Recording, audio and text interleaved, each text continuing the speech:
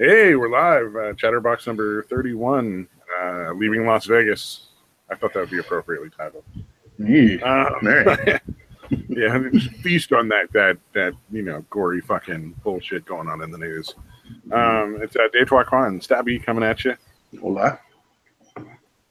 And Hello, internet. getting a little bit into Jimmy Kimmel and his tearful Oscar-worthy performance on the Late Show. Because he's a skilled actor, and we all definitely feel really, I mean, to be fair, everybody feels really awful about what happened in Vegas. Like, nobody's like, yay, except for maybe like the gun control advocates. But the majority of people are just like, God, that's just awful. Yeah. Dude, I guess what bugs me about it the most is the fact that they tend to express empathy, which they probably don't feel, but then immediately they'll fucking start in like with the we need to stop guns, we need to whatever, you know what I'm talking about. They politicize it almost immediately after expressing the empathy or whatever. Yeah, exactly. Yeah. I mean, was it Piers Morgan was all about that. If you don't agree with gun control, you don't care about the victims. And it's like, wait, hold on there just a minute, little buddy. Those are not mutually like required. I don't have to agree with gun control to feel bad about people that got killed by guns. That's not how that works. You're delusional if you think that, Mr. Piers Morgan. And it was just gruesome. I mean, he just was all day long, fucking nonstop, just fucking rolling in the fucking bodies to get as much attention as he could. Yeah. Yes, it's pretty sickening, dude. Yeah, that's the only thing that bugs me is like, dude, can you wait a day or two? Like, yeah, just pretend you feel sorry for the people that died and their families and loved ones and all that for just a day or two, just a couple days maybe. Exactly. Before you start in fucking nonsense, dude. Well, and then can we all agree that like we're never gonna know why this dude did what he did? Yeah, not completely, but yeah. Yeah, he's the only one that knows exactly why he did what he did. Dude. Yeah, well, I mean, there's all these people that are trying to like, what do you call it? Pardon me, my throat is all fucking. Well, there's all these people trying to like attribute him to like one of the other, what you would call it?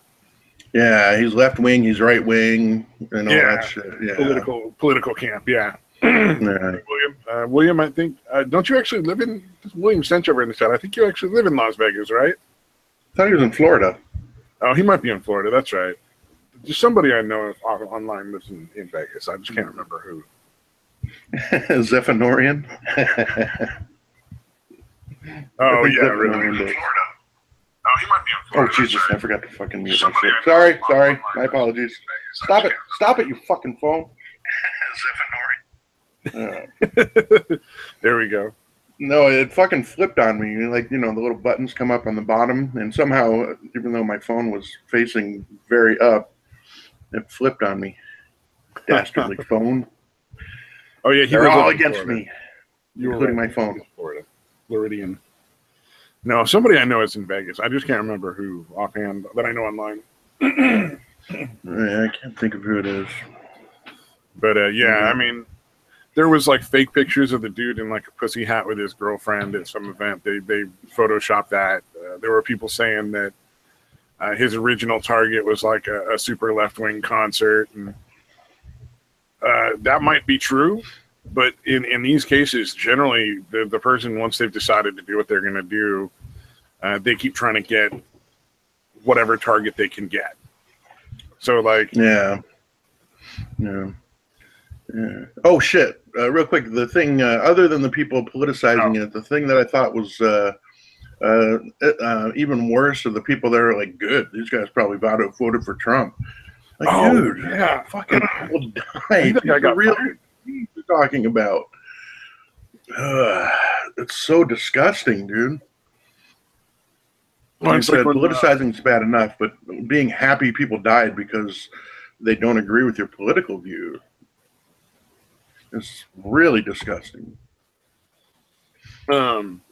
Well, it's like when the hurricanes were coming in and going to hit Florida, and my mom and her friends were all like, and I named my stream after a movie apparently because I'm a dummy.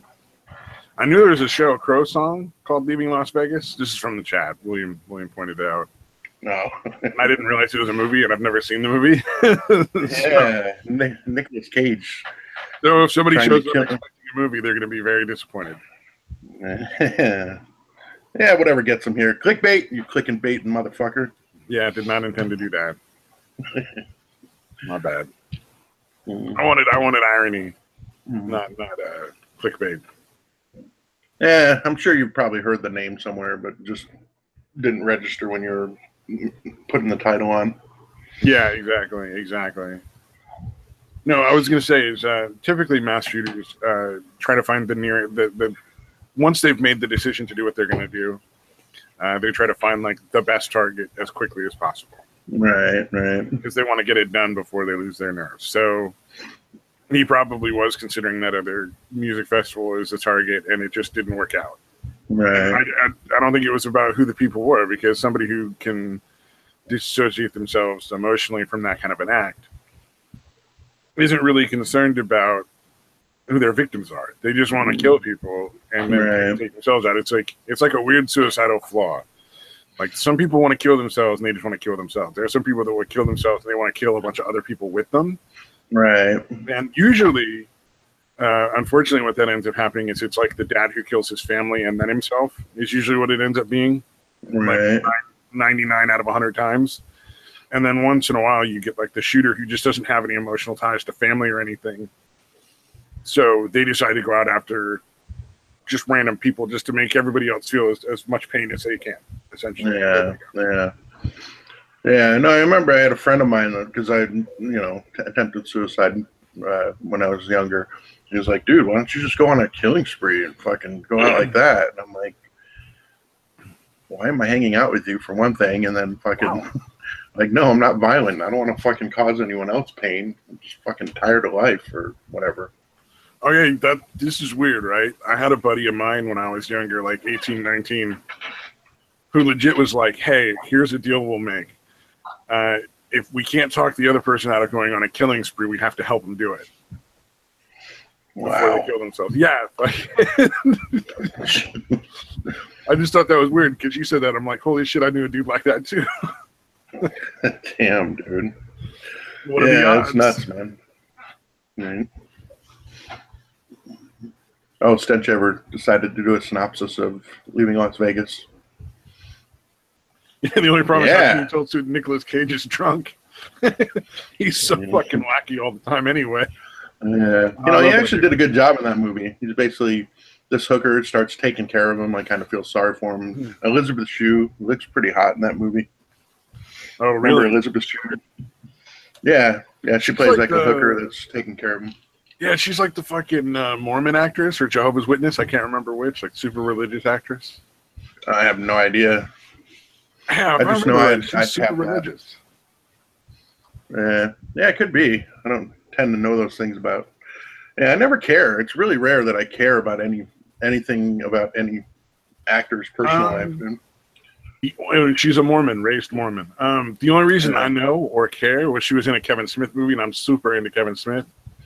So I see a lot of like the behind the scenes stuff and like interviews, and I watch like Kevin Smith do his little talks and shit. Yeah. So like actually, Kevin Smith would be one of the ones I'm interested in, but yeah, I never saw that. Which one was she in? I'm trying to remember. Eliza Dushku? She was in Strike Back. She was one of the girl thieves, the girl gang thieves. Okay, no, Elizabeth Shue. Oh, you said Elizabeth Shue. Okay, I thought you said Elijah Dushku. Yeah, that's pretty similar. That's fucking I do have a shitty mic, so I could explain it. Oh, Mike tinnitus is pretty loud today, so that's probably what's going on there. Oh, gotcha. I mishear words and stuff when that happens, and it's nothing anyone can do. It's not talk louder or more clearly. It's just fucking gonna happen. Right. All right. No worries. Like I said, that is pretty similar, dude. Elijah Dushku and Elizabeth Shue. Taking a menthol cough drop because suddenly I'm getting this fucking phlegm in the back of my throat building up constantly. Yeah. Like, yay. Yeah. Weird. Maybe the granola bars. Could have done that. I don't know. Oh, man. But yeah, like, what trips me out about the gun control is all the people that are just talking bullshit, like these politicians. Yeah. Like the bump stock. It really had nothing to do with the bump stock, man. You can fucking get a file. If you have enough knowledge and a few hand tools, in the right materials, it's not super expensive. You know, maybe $20 to turn a gun into a fully automatic gun. It's really like a bump stock. It's an easy way to do it for, like, you know, target shooting and stuff. Right. But it's not like making a bump stock illegal isn't going to make any real change because it's all about like some springs, you know. I mean, yeah. And then the silencer people, that just drives me nuts. Yeah, and if because I looked into it because I was like, no, should people have silencers?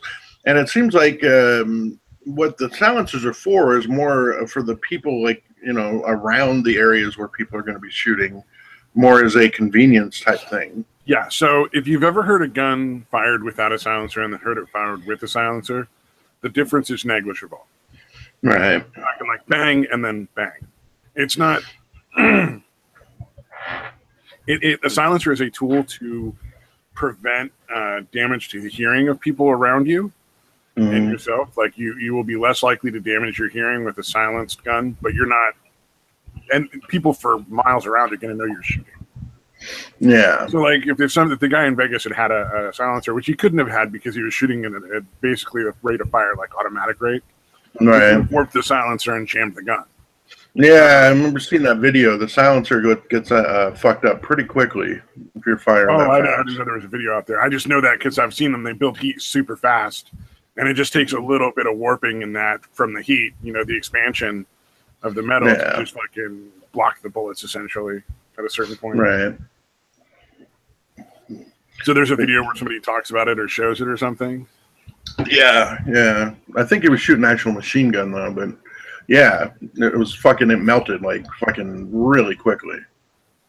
Well, I didn't know you. Well, I suppose if you were determined you could melt it, I would assume you would stop before that. Yeah, it seems a little dangerous to keep going. And I was like, why did you guys go that long? Like, it could easily fucking. How, you know, they really were. Yeah. But they didn't really have anything around them to stop bullets from coming back at them, and it seems like that would be a real possibility there. Yeah, exactly. It was a bad idea to keep going, but a lot of people do that anyway. There's a guy out in Texas that has a YouTube channel. I can't remember what the name of it is offhand right now, but he does some crazy shooting experiments, and he doesn't really. There's never anything to stop the bullets coming back at him 90% of the time. Like once in a while, if he's not the one pulling the trigger, like if he's pulling the trigger with a string from like 100 feet away, he'll be behind like a tree or something. Right, jeez. So like, you know, one time he was like, you know, that you see guns go flying in the movies when they go off on their own. And he's like, well, how far will it really go? So he got out his biggest gun, which is like basically like an elephant gun, but a handgun. Wow. It's big enough and it fires bullets big enough that it hurts his hand to fire it. Wow. A lot. It's like a joke he does on people when they come over to shoot with him. He'd be like, here, shoot this one. They'll shoot it and they'll be like, oh, son of a bitch. And they start dancing around. Fucking asshole. And it went a good 10, 15 feet. So I imagine, you know, the smaller guns wouldn't really go as far, but actually might, you know, take a little bit of a skip a couple feet away. Yeah. But yeah, it's amazing how they don't talk about, because in my opinion, the mental health aspect is by far the biggest issue in these things. Yeah, you know, much more than the fucking gun bullshit. Signs of mental health problems. He was a very what do you call it? Solitary hermit, like.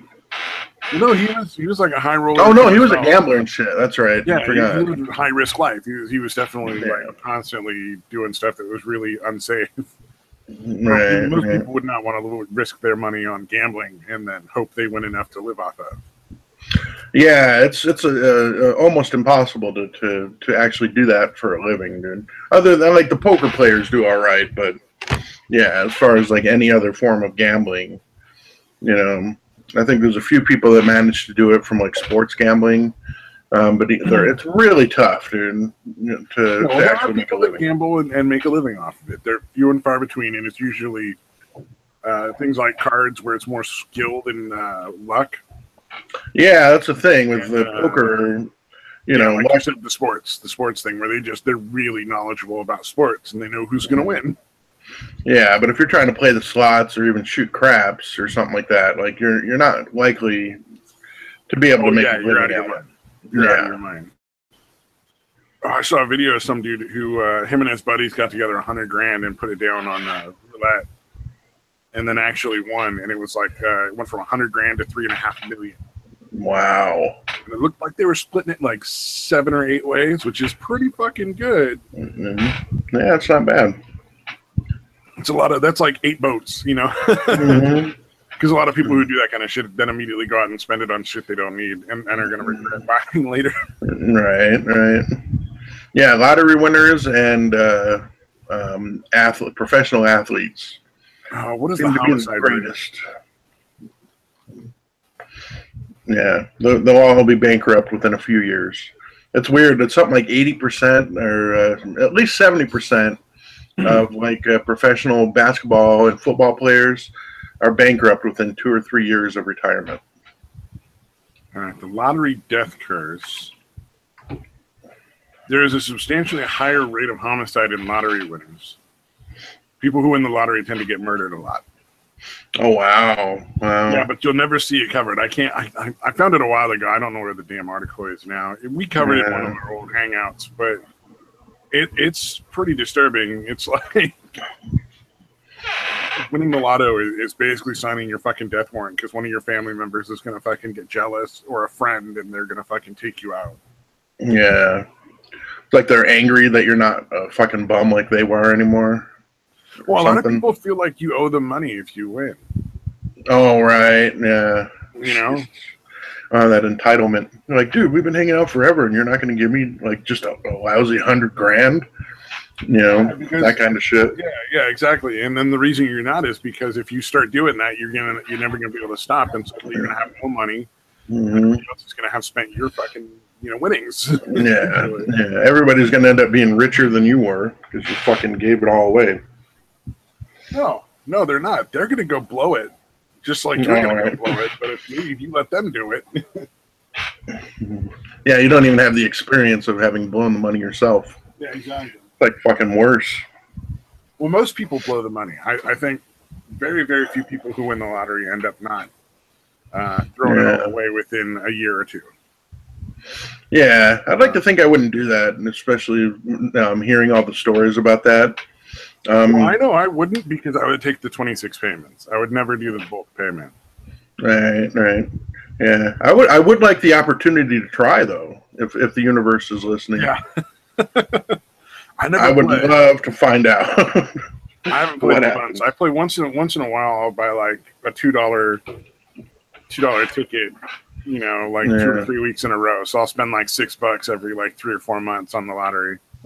If that, yeah. And that's about my limit of playing. And then occasionally I'll buy like a scratch off ticket, even like once or twice a year, like a $5 scratch off just for fun. Do they do the Powerball where you're at? You're part of the Powerball thing, right? Yeah, we have the Powerball where I'm at. I've never played it. Yeah, well, that's one that's multi-states. It's kind of funny because me and other a lot of other people won't bother playing the Powerball until it's like 300 million. Like 30 million's not worth our time. Yeah, I don't want to have to have a way of limiting how much money you throw away.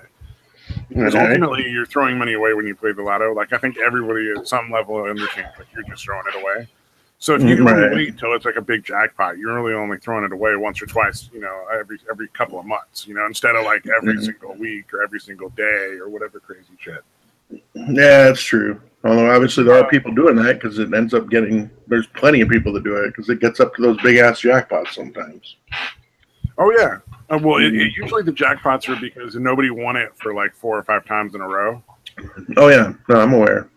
Yeah, You ever play Mega Millions? That's the one I play occasionally. yeah, that one started here not that long ago. But yeah, I like that one because it's only $1 instead of the Yeah, $2. that's why I play it. Like, if I'm going to throw a couple bucks in, I want to make sure it's the cheapest one I can get because I'm a budget shopper. Even in the lotto. Thank you. Right. Yeah, I think I kind of do want to start just buying like one ticket each time, just to, um, I mean, honestly, buying a shitload of tickets Well, doesn't really one make a ticket. difference. It's still like the same as like getting hit by lightning and I think finding a four-leaf clover at the same time. I want to say statistically, like there's no difference between buying one ticket and 100 tickets. Yeah, essentially, it's not really Yeah. changing your odds that much. It's still astronomical. Well, I mean, the thing is, the fun part of playing the lotto is fantasizing about what you would do if you won. Right, And right. you get to pretend that you're going to win. Once in a while when you're kind of like you're not really doing anything for a little bit. You just be like, oh man, if I won, I would do this and that and the other thing. And that's essentially what you're paying the buck for. And there's no harm in it as long as you're Yeah, it's good entertainment, good cheap entertainment, dude. Or diversion more than entertainment, I guess. But yeah, I used to have a dude that would come into the gas station I worked at briefly when I was working the graveyard shift there, and he would come in every single night and blow all his money on scratchers. oh wow. He'd literally buy one of each, which is like $100 and some odd, and he would just blow that money every single night. And if That's he won, insane. he would like tip you. Oh wow. I guess like it was some sort of Vegas fucking casino instead of some shitty gas station. The fucking 101. Damn, dude. I tried to turn him down, but dude would not take no for an answer. So I was like, all right, I'll just take the $20 to not fight with this guy. Right. But yeah, like I would be telling him, I'm like, dude, I've seen how much money you lose. You're not really, you're still in the hole no matter what you just won. You're still in the hole. He was up, I think, $200 or $300 that night. So he was flying high, and he wanted to go out and blow his money on like booze and women. I'm guessing. Right. No, I just mean Fortunately overall. for me, I was neither, so it was only $20 I had to argue over. It could have been more. You should have worked him a little. Yeah, should have worked Give him a little hand job in the bathroom, dude. No, that was a weird job, man. There were some weird fuckers that came in at night. Yeah, I imagine. Were you working in the graveyard there too? So in the gas station, I worked 2 nights graveyard shift because there was another guy that worked 5 nights graveyard, and then 3 nights the evening shift. And it was pretty fucking miserable trying to switch back and forth, but I did that for a little while. Yeah. And the graveyard shift was so fun. I really wanted the piece of shit that was working the graveyard shift to quit. Right. When I call him that for a very specific reason, the guy was a piece of shit. So my second day working there, California has a weird thing with 2 a.m. to 6 a.m. You can't sell liquor or beer or anything with alcohol in it. Like I call it the take a break law. Right. Like, hey man, yeah, you've been drinking all night. Take a break for 4 hours and then you can get back on it. Right. I forget when it starts at the end of the morning here, but it's the same here. It stops at 2. I think it doesn't start up again until like 9 or 10 though. Well, I think they stop it at 2 in order to be able to get the drunk drivers all at one shot. Right. So essentially, like, they know that at 2 a.m. they got to have as many cops as they can out by all the bars, and they're going to get all the people who are driving that shouldn't be driving. And that's that makes a bunch of money for them because people are paying fines, they're paying, court fees and probably AA fees, and it's big fucking money for everybody involved. Plus, they're keeping the streets safer. Right. Right. I mean, don't get me wrong. I'm sure the safety is what they honestly think is the first part. But I know the government is thinking, hey, man, if we set it this way, we can get more fines and fees and all this shit into our pockets. Yeah. But I sold a beer at like 5:30 a.m. or something, or 5:45 to some Mexican dude who was going to work. And, who fucking cares, right? Big deal. But obviously, I shouldn't have done it. And I was like, all right, well, when the boss comes in like 20 minutes, I'll talk to him and let him know I did. He's going to make whatever decision he's got to make. And then fucking this motherfucking piece of shit goes into the back room and calls the guy to let him know instead of letting me talk to him. Wow. Like I was not going to tell him. Like, dude's going to find out anyway, man. It's all on the fucking receipts. It's not like he's not going to find out. And it's not like I wasn't going to tell him. This asshole had no business going back behind my back to narc me out. Yeah. I told him straight up to his face, when you do that shit again, I'll punch you. I'll fucking level your ass out. Right. If I say I'm going to do something, I'll do it. Right. Yeah, what a fucking cocksucker, dude. Oh, that's the worst. Have you ever worked with anybody like that? I'm sure, but you know. Right. Yeah, there's been a few that were like that, but I just kind of avoid them, dude. I'm just like, this person's a fucking nothing real extreme like that. Just a bunch of little petty little comments trying to fucking make the boss think I suck or whatever.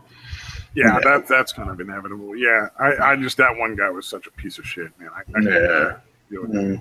And I've had people do some messed up stuff at work, like steal shit and stuff, and I still would rather work with that guy than, you know. Right. Damn. Yeah, I was looking at it. It actually is the same. It's 2 to 6 here in Arizona too. On Sundays, apparently it used to be until noon, but then the bars and shit were complaining because they wanted to sell people alcohol before football games and shit. So they moved it up to 10 o'clock. Yeah, 10 o'clock. Oh, that's pretty pretty reasonable. Mm-hmm. That's funny. That's pretty funny, though. Yeah. I always like those like fucking blue laws where it's like, it's Sunday, so we're not going to drink until noon. Right. Yeah, that's not an alcoholic mindset. I'm not an alcoholic because I don't drink until 12:01 every single day. Yeah, exactly. Dude, that is hilarious when I hear that. They're like, no, yeah, but fucking right at noon, the fucking alcohol comes out. Dude, you're like, see, I'm not an alcoholic. I don't drink until afternoon every single day. The one thing I have to respect my dad for is he absolutely has no qualms about him being an alcoholic. He's like, yeah, I'm an alcoholic. Yeah, well, I'm the same being a drug addict, dude. I don't feel any shame he still in it. Drinks. I mean, he still drinks like a fucking. Oh shit! Okay, I thought you said he went to AA or something. Or was that in the past? Yeah. Oh, he's never. He's tried to quit drinking in the past, but he turns into like, I don't know. It just doesn't work for him. And then he's tried to quit smoking, but then when he quits smoking, he becomes the worst asshole on the planet. Yeah, smoking's tough, man. I'm telling you, it's sneaky. Yeah, and it's really hard to fucking quit, man. Harder than anything, pretty much. Yeah, oh yeah, no, I've done it. It's not easy to quit. Yeah. It took me probably over the course of maybe 2 or 3 years that I was trying to quit, like 5 or 6 tries. I want to say 5 or 6 tries before it finally took. Yeah. One of the things that really helped me was that when I finally realized that, oh yeah, everybody tries like 5 or 6 times. I was like, yeah, nobody gets just one try, or very few, I should say, that just quit and then they're just done forever. Yeah, I feel good about it now, though. Yeah, that's an accomplishment, man. You know, like I said, I just mean now that I know it takes that many times, I feel good about that it took that many times. Oh, right. Yeah. I mean, I was done. So, like, I think people that still want to smoke and quit are the ones that really like deserve the praise. But like, because I was just done, I got tired of smoking. I just was like, man, I don't feel good when I smoke, and this is getting super expensive. And I just, it's affecting my health, and I just don't want to keep doing this. Yeah. So like, I had all that going for me. Those people who are like, man, I love smoking, but I have to stop because my doctor is making me do it. Those people who actually managed to quit, I'm like, yeah, that's pretty impressive. Right. Yeah, no, you have that working against you too. That is definitely an achievement, man. Either way. Yeah. But yeah, if you're still like, yeah, I'm not tired of it or anything, and you still manage to quit, that's a good one. Exactly. Oh, I found this fun quiz that I thought we should do. This is, do you have a male or female brain? So what was your favorite subject in school? Let's see. They don't have. I would say math. You would probably say science, math, really? dude. No, science, dude. Science? Science or history would be the ones, dude. I don't know. I think I would probably be English, but we can probably take this a second time. Right. Are you generally good at learning new languages? Easily. I wouldn't admit to that. What the hell is that? Yeah, that it can be difficult. I think that's supposed to be I would admit that it can be difficult. Yeah, maybe not, because that's it kind of seems like it's a descending. Oh, like condescending? No. I'm saying the answers seem to be in descending order. Like, and then, I'm all right, and then, Fair but enough. maybe not. Maybe that's just a coincidence. Yeah, I don't know. I would say for me, probably the second one. Yes, but I can stress me out. I need to focus on it. All right. But that's my focus has been my issue my whole life with pretty much everything. So everyone gives directions differently, which makes more sense to you. Turn left onto Broadway toward McDonald's. You're going to turn left at the second Dunkin' Donuts, and it'll be the third blue house on the right. Or turn west onto Broadway, keep straight for 2 miles, turn south onto Griffin. The first one. The first one. Okay. So you go absolutely. Directions there. You're about as angry as a bull in a red china shop. I don't know why the china shop is red, but it is. How do you take it out? Punch something, think it over by myself, rant about it to a trusted friend, write about it, or cry. Cry? Jesus Christ. Yeah, that last one. It's just like, nope. For me, I don't know. Probably the second one, maybe the third one. Count. All right. So we'll go second. Yeah, probably that one. First one we're talking about. So, and this is a 12, question bullshit test anyway. All right. You're having an interesting conversation with an intriguing person. What kind of body language makes you like them? Side to side or face to face? That's a weird question. It depends on the situation. Face to face. Yeah, I mean, face-to-face is preferable, but, like, if you're sitting at a bar, like, you're not going to be face-to-face, really. You got a weird little half-turn kind of thing. Yeah, that's what I'm saying. That's kind of a weird situational kind of question, but,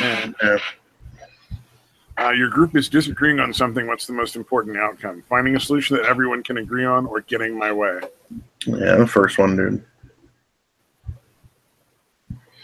Well, yeah, because you want the group to hang out, Yeah. No, it's my way or the highway, and it turns out everybody chose the highway. Oh, here we go. No one is immune to mental illness if you suffered from any of the following. We have major depressive disorder, anorexia nervosa, bipolar disorder, schizophrenia, autism spectrum, attention deficit, and I'm one of the lucky ones. Well, it'd be bipolar and probably the attention deficit one. I don't know if you can mark more than one, but I would say the bipolar is probably the more severe one. We'll go with that. So. Well, it doesn't give me the one I have, which is your anxiety. Yeah, that's weird that it doesn't have an anxiety one, because that's really common. Yeah. Cheating is a terrible thing, no matter how you see it, which is worse. Being emotionally attracted or hooking up with someone else. Right. The hooking up one. Yeah, because at the end of the day, you're gonna, in a relationship, you're gonna have interests, meet other people that are interesting. It's whether you actually act on it that matters. Think back to when your favorite childhood pet died. What do you remember? Oh, that's fucking cheerful. Wow. The date, how my family and I felt, it was terrible. Minor circumstantial details. I guess the middle one's probably the most accurate, because the other two I don't really remember at all. Yeah, I would say that'd be pretty rare if the other two, unless you're like a sociopath. Right. How many colors are in this image? Jesus Christ, who cares? 4, 5, 6. 1, 2, 3. It's just a fucking trick question all of a sudden. Let's just mark like I feel like. I was gonna say like 8 or 9, so fuck it. Yeah, I would say 9 too. I think there's probably 9. Doctors recommend 7 to 8 hours of sleep per night. How do you feel if you get less than 6 hours? Like death warmed over. Okay, I don't like to live off little sleep often. Like a champion, I can sleep when I'm dead. The middle one, the okay one. Yeah. Let's see. You're going home to visit and want to meet up with your friends. Do you prefer to see them individually or all together? Get along as a group, or I prefer more intimate meetings. Probably all together, I think. Yeah. All right. Hopefully I can do this without having to actually post anything. This is some stupid Twitter quiz, and I just thought it'd be funny. Your brain is more female, sir. God damn it. I knew I was a little bitch. Let me just scroll down here. Answer the ones that from me. All right, start the quiz. Mine was, I would have to say, English. Yeah. Even though I was not very good with it, it was probably the subject I liked the best because I got to read. Yeah, no, there wasn't many that I didn't enjoy, to be honest with you. But yeah, and I was good at English.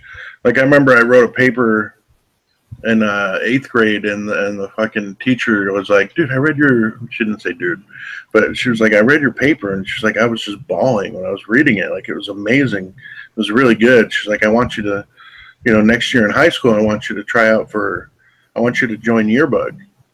And I was like, "Oh, okay, yeah, totally. I'll fucking totally do that." And obviously, I had no fucking intention of doing it. And then in 9th grade, I had was it 9th grade? No, 10th grade.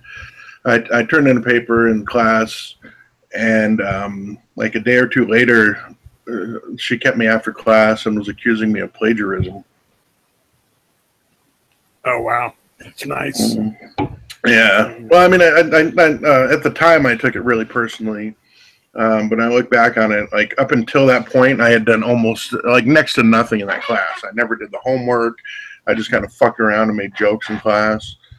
So we were just in the computer lab or whatever, and we had to be there, and I was bored, so I fucking typed, just fucking wrote something really quick. And so that's probably a big part of it. She was like, "Well, I thought you were dumb." Yeah, you too, huh? Yeah. We're both a couple of bitches, dude. With a female-dominant brain, you're great at reading other people's emotions, maintaining peace, understanding language, and finding lost items like your keys. You're better at talking to people and managing your emotions, but you're prone to worrying and overthinking. With so much brain, I don't know why I'm reading the rest of that shit. Oh, yeah. We found the origin of I saw that, but I didn't read it. Thought I would point that out. So the cold sores, HSV1, they're all herpes simplex virus. It's just I think the version is dependent upon where it is. Right. So let's see. 2 herpes simplex viruses infect primates from unknown evolutionary depths. In modern humans, these viruses manifest as cold sores, HSV1, and genital herpes, HSV2. Unlike HSV1, however, the earliest proto-humans did not take HSV2 with them when our ancient lineage split from chimpanzee precursors around 7 million years ago. Humanity dodged the genital herpes bullet, almost. Somewhere between 3 and 1.4 million years ago, HSV2 jumped the species barrier from African apes back into human ancestors, probably through an intermediate hominin species unrelated to humans. Hominin is the zoological tribe to which our species belong. All right. Sort of like, I guess, like how horses and donkeys can make mules, I believe it is. It's probably sort of like humans and like something that could have been, eventually, if it didn't die out, could have been human as well, or similar enough that we probably could have interbred. Would have brought the herpes back. Yeah, although mules are sterile, but I get what you're saying. Yeah, I was just saying sort of like, but not obviously not the same because they breed together. Now a team of scientists from Cambridge and Oxford Brookes universities believe they may have identified the culprit.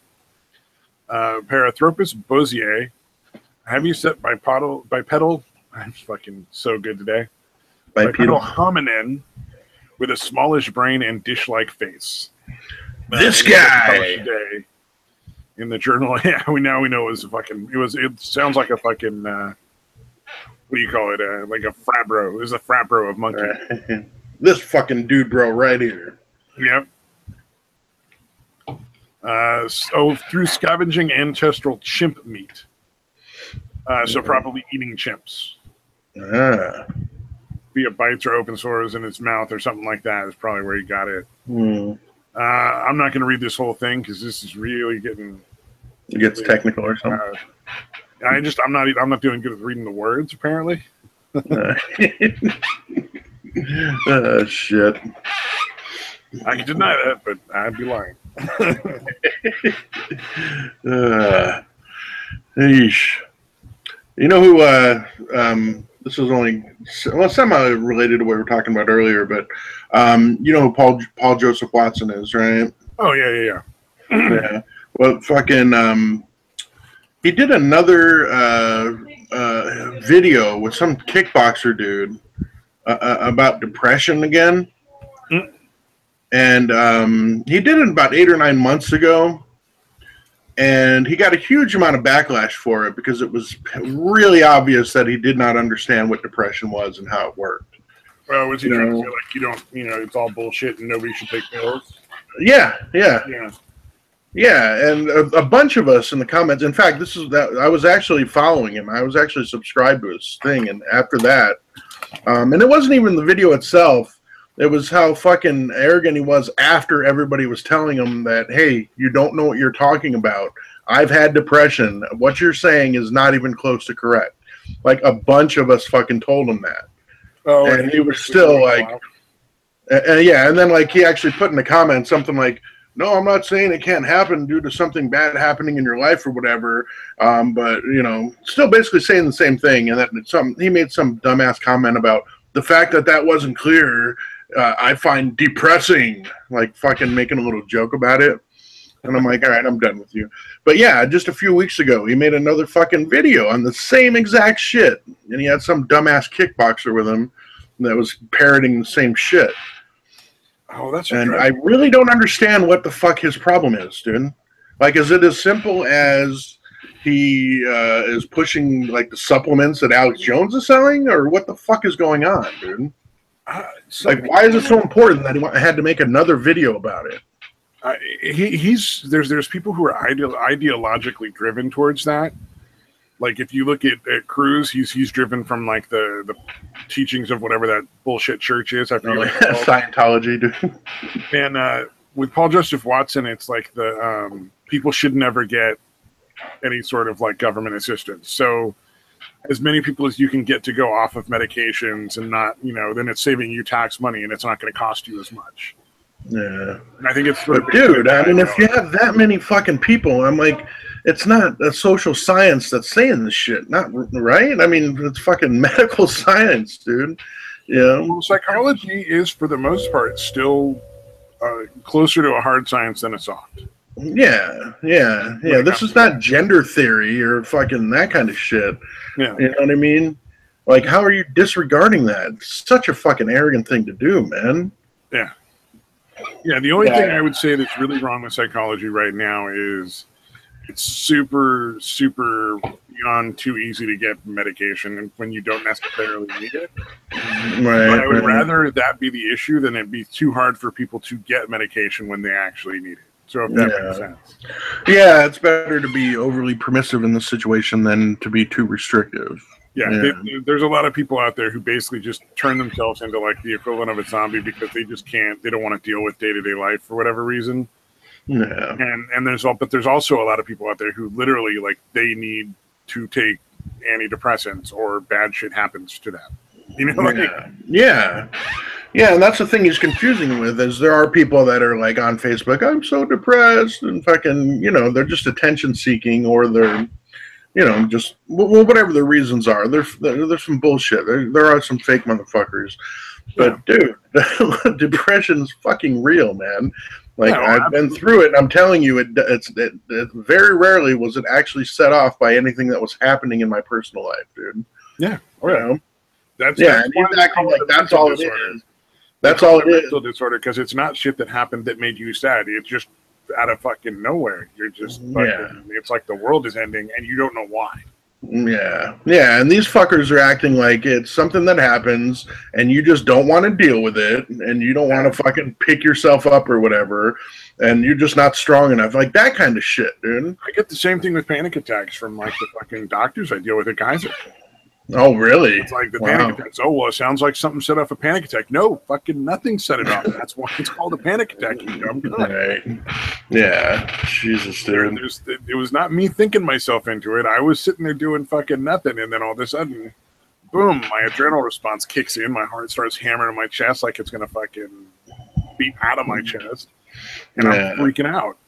Like, there was nothing leading up to it. There was no anxiety of any kind up to that point. It was just suddenly happening. Yeah, just out of the blue, man. Yeah, so it's pretty fucking similar. You know, pretty much the same thing. Yeah. And yeah, to hear these fucking assholes, like, dude, well, actually, I said I'm glad you guys haven't had to. You know, you're fortunate enough to not have to experience it because it's fucking horrible. But now I kind of hope they do, dude. Now I'm kind of wishing it on them. Like, fuck you, assholes. I hope you fucking go through this shit. Yeah, no, I totally get it. Well, and then the thing that's different, though, is the depression episodes last substantially longer. Like, my panic attack, maybe 5-10 minutes. And then right. You know, for a while. It won't happen for another week or two. I mean, I was having them like 2 or 3 times a week for a while, but now it's like, you know, I won't have them for like a couple months.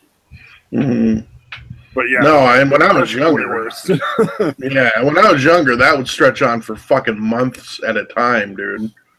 Yeah. Oh, yeah. The depression. Yeah, dude.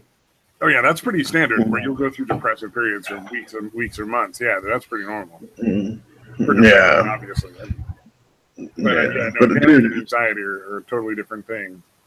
Yeah, but it's makes me so fucking furious that these assholes fucking say that shit. I don't blame you, man. It's trippy. Like, the dismissiveness of people that just don't have to deal with it. It's like, like, you gotta get some exercise and eat right. You feel great. Yeah, you just got to get up and moving and pick yourself up. Like, fuck you, no. That's not how it works, man. Yeah, and I think what really pissed me off is the fact that he did a video, he got fucking reamed for it, and I know I'm not the only one that unsubscribed from him, you know, and then he fucking does it again. Like, what the fuck is wrong with you? Why do you feel the need to cover this again? Well, I guess you kind of explained it. It's this whole, nobody should have pills and fucking nobody should, you know, be on disability for depression. Yeah, it's the extreme moralistic side of the right. Like, there's extremes for both, and like for the left, it's all about like PC and like everybody has to be equal, and it's sort of utopic bullshit. And for the right wing, it's sort of like these sort of religious moralization kind of stuff, blue laws and stuff like that. Like, but to more extremes, where like nobody can drink, like prohibition and shit. Yeah. It's right wing extremism.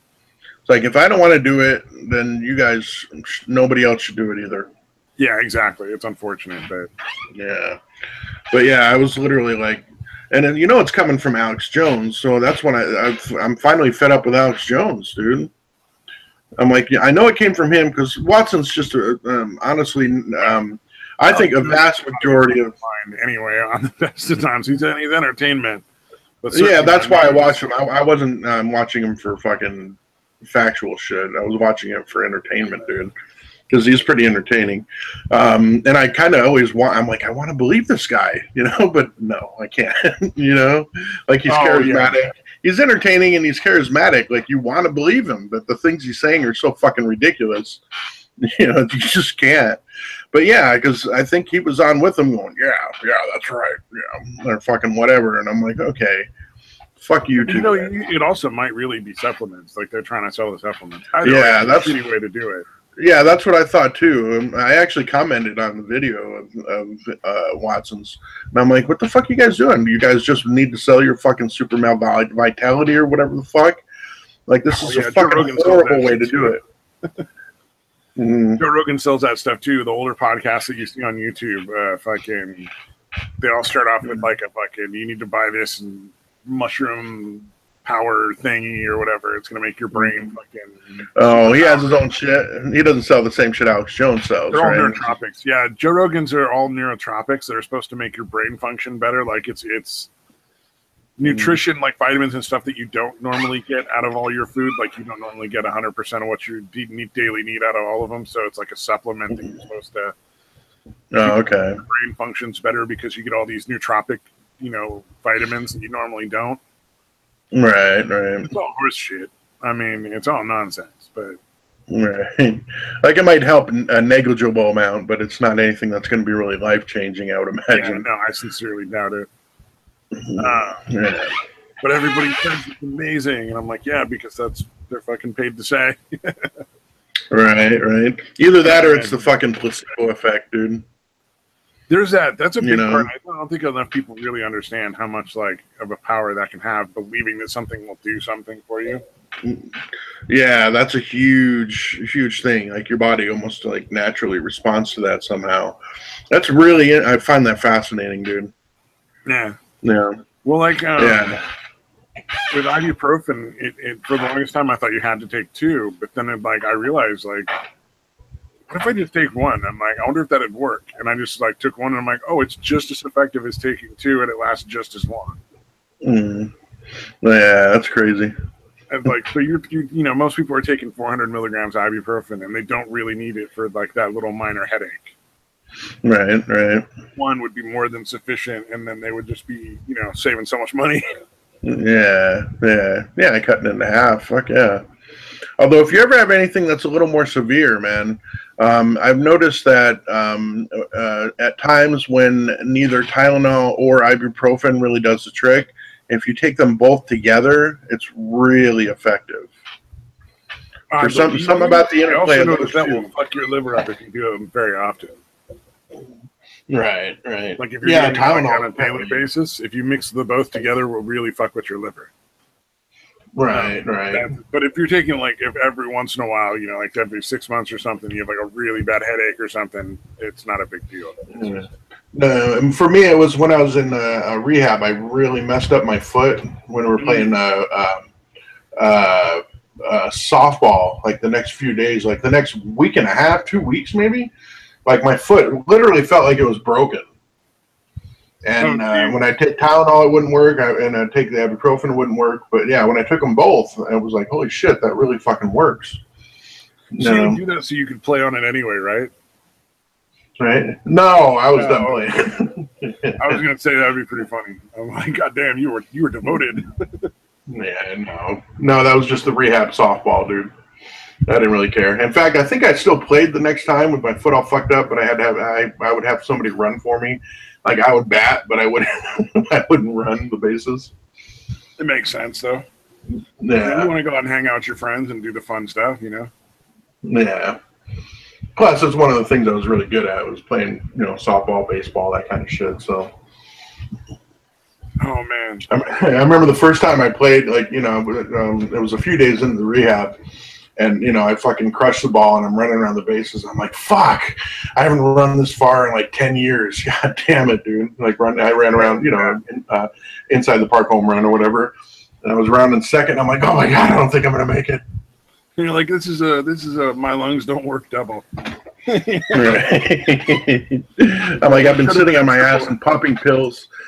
I've been sitting on my ass and popping pills for so long. Yeah. This is fucking killing me. Oh man, it's like the softball teams you get to watch are the people who are they don't do sports anymore. And they're really out of shape, but their company has a softball team. No, right? It's like those where you get to watch them just huffing and puffing, except with addicts instead of just fat, lazy people. Right. Man, you put me on a baseball field, I might still be able to bat, but I ain't making around those bases anything more than a sedate walk. Yeah, I was surprised I actually made it all the way around because I literally wanted to stop rounding second base. I was pretty much done. But I was still like, I gotta keep going. Fuck.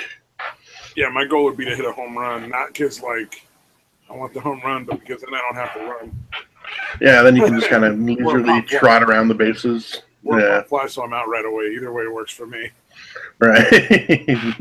I'm going to ground out slowly to the first baseman, so that he's standing on the bag as he gets the grounder. Let me bunt right to the first baseman. I'll just bunt it out. Right. I'm going to try to ground it or swing the bat. I just want to pop it right to the guy. Preferably bounce on the ground first. Oh man, I kind of miss playing, man. Should try to see if there's a league here for baseball or softball. But Engelhurst plays baseball. Like the Oh, season really? ended, but yeah, he still goes out and plays just for fun. Like it's not like a league for grown-ups and shit. Oh wow.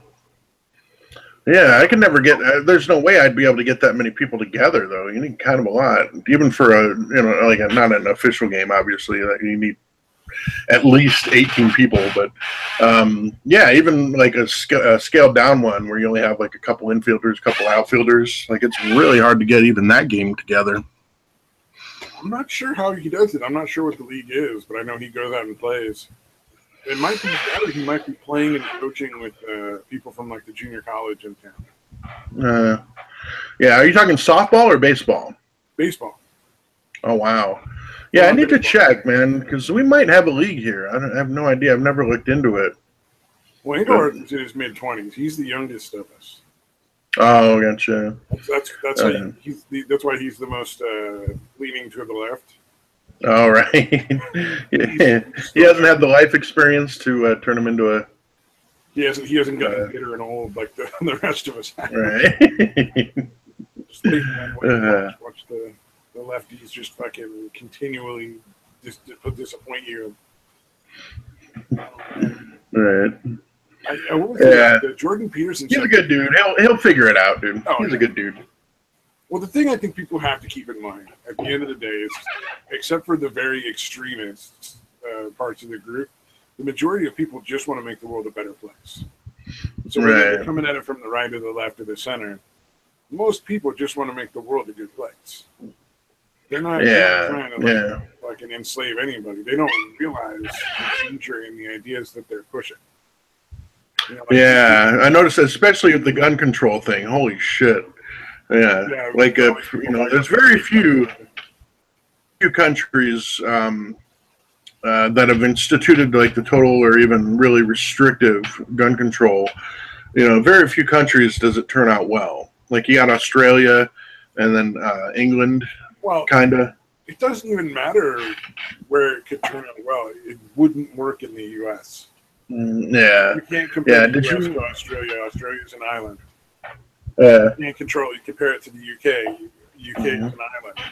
It's very easy to maintain something like the that borders and on shit. An island. It's much harder to get guns in. Especially in a place like Australia where there's such a large patch of water that they got to go across. It's quite a distance to get from anywhere to Australia. Yeah. Plus, there's very little of Australia is actually inhabited, so it's a pretty small zone where you're going to want to go in and, get into the country without having to go over a shitload of desert and outback and all that shit. And they have a really good system of you have a minimum of 10 years on an island prison if you sneak into their country. They don't have any tolerance for people trying to fucking come in illegally to be just to live there illegally. Oh wow! Even less tolerance for smugglers. Yeah, so minimum 10 years for anybody, huh? Nice. Yeah, minimum of 10 years. And it's because a lot of people die on the attempts, so they want to discourage it as much as possible. Interesting. Yeah. Australia's hardcore fucking. You really gotta have a lot of ducks in the row in order to become Australian. If you're not, you either gotta marry an Australian or you gotta fucking be born there essentially to be Australian. It's very hard to do that. It's crazy. But yeah, I mean, it's Mexico's the same way, man. Yeah, that's weird. Talk about how we should all be more tolerant of people from Mexico coming into our country and just deciding to live here instead. Ignoring our borders and our laws. And, that amazes me. And they're they want us to live by fucking rules that don't exist anywhere. Yeah. And then, if you wanted to become a Mexican citizen, you have to have a job, a sponsor. You have to speak the language fluently. You have to have a certain amount of money, it's $100,000 or something in the bank. Wow. I'm not sure about that last. That might not be true. I want to say you definitely have to have a job and a sponsor, and you definitely have to speak the language. And even then, you won't be able to own property, but your kids or their kids might be able to own property legally in Mexico. Wow, that's insane, dude. Like it takes a couple of generations for you to have the full rights in your family of the average Mexican citizen. Mm. So, like, if you decide you're going to retire to Mexico and you're like, fuck it, I'm just become a Mexican citizen, so I don't have to deal with all the taxes from the U.S. and all that bullshit. You can lease property from the government, so you'll own it for like 1,000 years or something like that, but they'll reclaim it when you die. So, I mean, essentially, you're just paying for the renting, from the government there. Yeah, it's pretty gross. Yeah. Yeah, so that's really insane that they think it should be okay. They're like, dude, your own fucking country that these people are coming from. The rules are not even close to that. You can't just fucking sneak into Mexico and then suddenly start getting on Mexican welfare and fucking getting these benefits and all that shit. Oh, the voting laws in Mexico are super harsh. You have to do all sorts of like registration stuff, and you have to have an ID and everything. You got to give your fingerprint when you go in. Mm. Like, you got to really fucking prove you are who you say you are to vote in Mexico, man. It ain't like yeah. Here we're all like, we should just let the illegals vote, man. Anyway, asshole. Yeah, it's insane, man. Like I said, they seem to live they seem to have this theory of how the world should be, and then they act like that's how the world is. Yeah, well, I mean, it's sort of like the ideology when it comes to like all the different financial things. They just don't want to acknowledge that people are assholes. Yeah, like, people are coming in. Some people are coming in because they want a better life and they're willing to work as hard as they can to get it. But a lot of people are coming in to commit all sorts of fucking crime. Yeah, there's probably a lot of them that are coming in because they're already criminals in Mexico, so they fucking want to come here because they don't have a record and they know they can get away with it. Or because they're part of a gang that runs drugs and they're coming over here to do stuff. Yeah, people that cross the border illegally because they're enforcers or hitmen. Yeah, or smuggling people. That's a big one. Or smuggling people. A lot of those people who, by the way, get raped.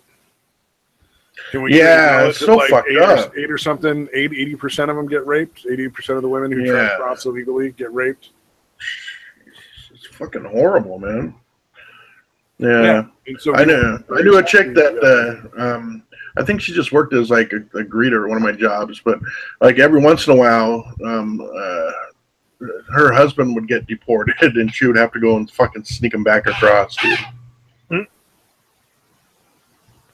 Well, I worked with a chick who came over here legally, like she was a citizen. And she got married at like 12 in Mexico and had her first kid at like 13. Wow. So she was she was maybe 19, 20 years old there and already had like 4 or 5 kids. Jeez. It was just that's insane, man. That was crazy. Different culture, man. It's weird. It's a trip. And then people were like, we need more of that here. And I'm like, nah, we really don't. Yeah, but I don't know. I mean, honestly, it really should be. I don't know. Mexicans seem to maintain their culture and kind of assimilate as well. No, don't get me wrong. I'm not saying we don't want anybody from Mexico. Oh yeah. I'm just saying there's a lot of the illegal ones we can do without. Yeah, we should not just be letting anybody come in illegally and just being okay with it. That is fucking ridiculous. Well, and let's not bring people over that aren't willing to put in the work, who are willing to assimilate. Yeah. Who really want to be here and are willing to do all the work to do it the right way. Yeah. I wonder if they'd be feel the same way if it was never mind. I was going to say the leftists love Muslims too. I was going to say I wonder how they'd feel if it was Muslims doing that, but they'd probably love that too.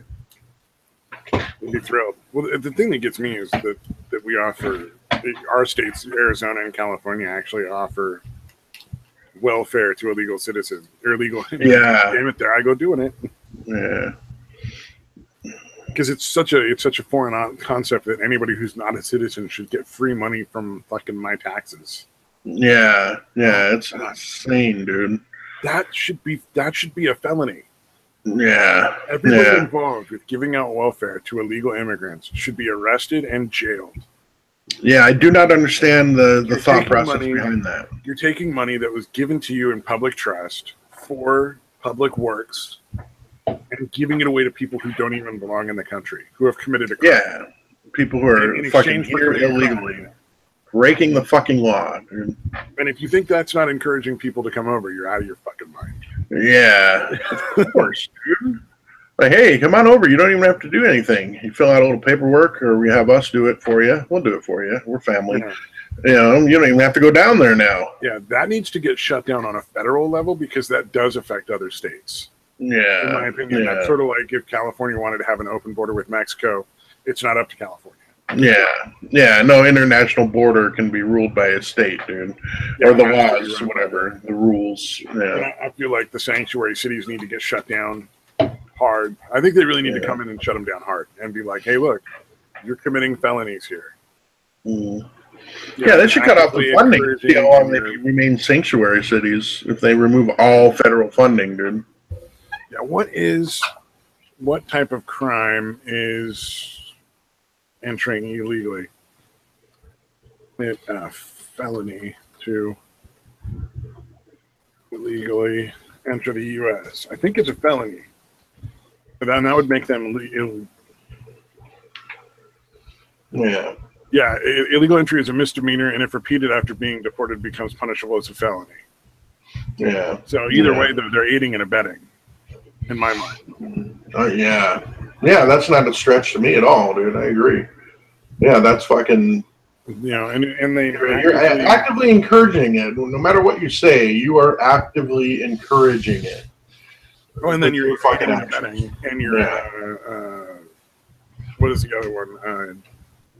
Obstruction of justice. You're preventing other, federal agents from doing their job, from enforcing the laws. Yeah. Yeah. Laws that you didn't have a choice about. Like you don't get to decide that law. That's already been made by somebody else. It's not up to you.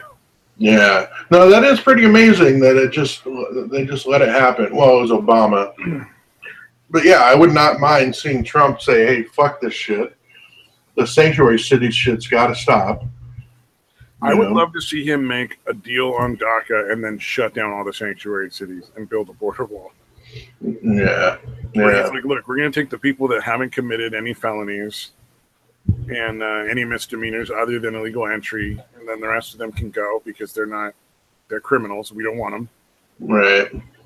And we're going to put up this border wall, and the sanctuary city stuff is over. Yeah. Anybody that has committed a crime other than illegal entry should never be allowed to be a citizen. I don't care how long it's been since the crime was committed. I don't care about any of that, dude. You should not be able to become a citizen if you've committed a crime other than the illegal entry. Yeah, I think that's the way it works in Canada. I mean, and nobody sits there and complains about that. If you committed a crime, you can't become a Canadian citizen. You can't even go across the border if you've committed a felony.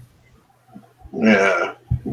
Like even something as bad as minor as like just a drunk driving, which is, it's definitely not okay, but it's, it's not like murder or like theft or anything like that. Right. But they won't let you even just come over to like visit Canada if you've been convicted of drunk driving. Yeesh.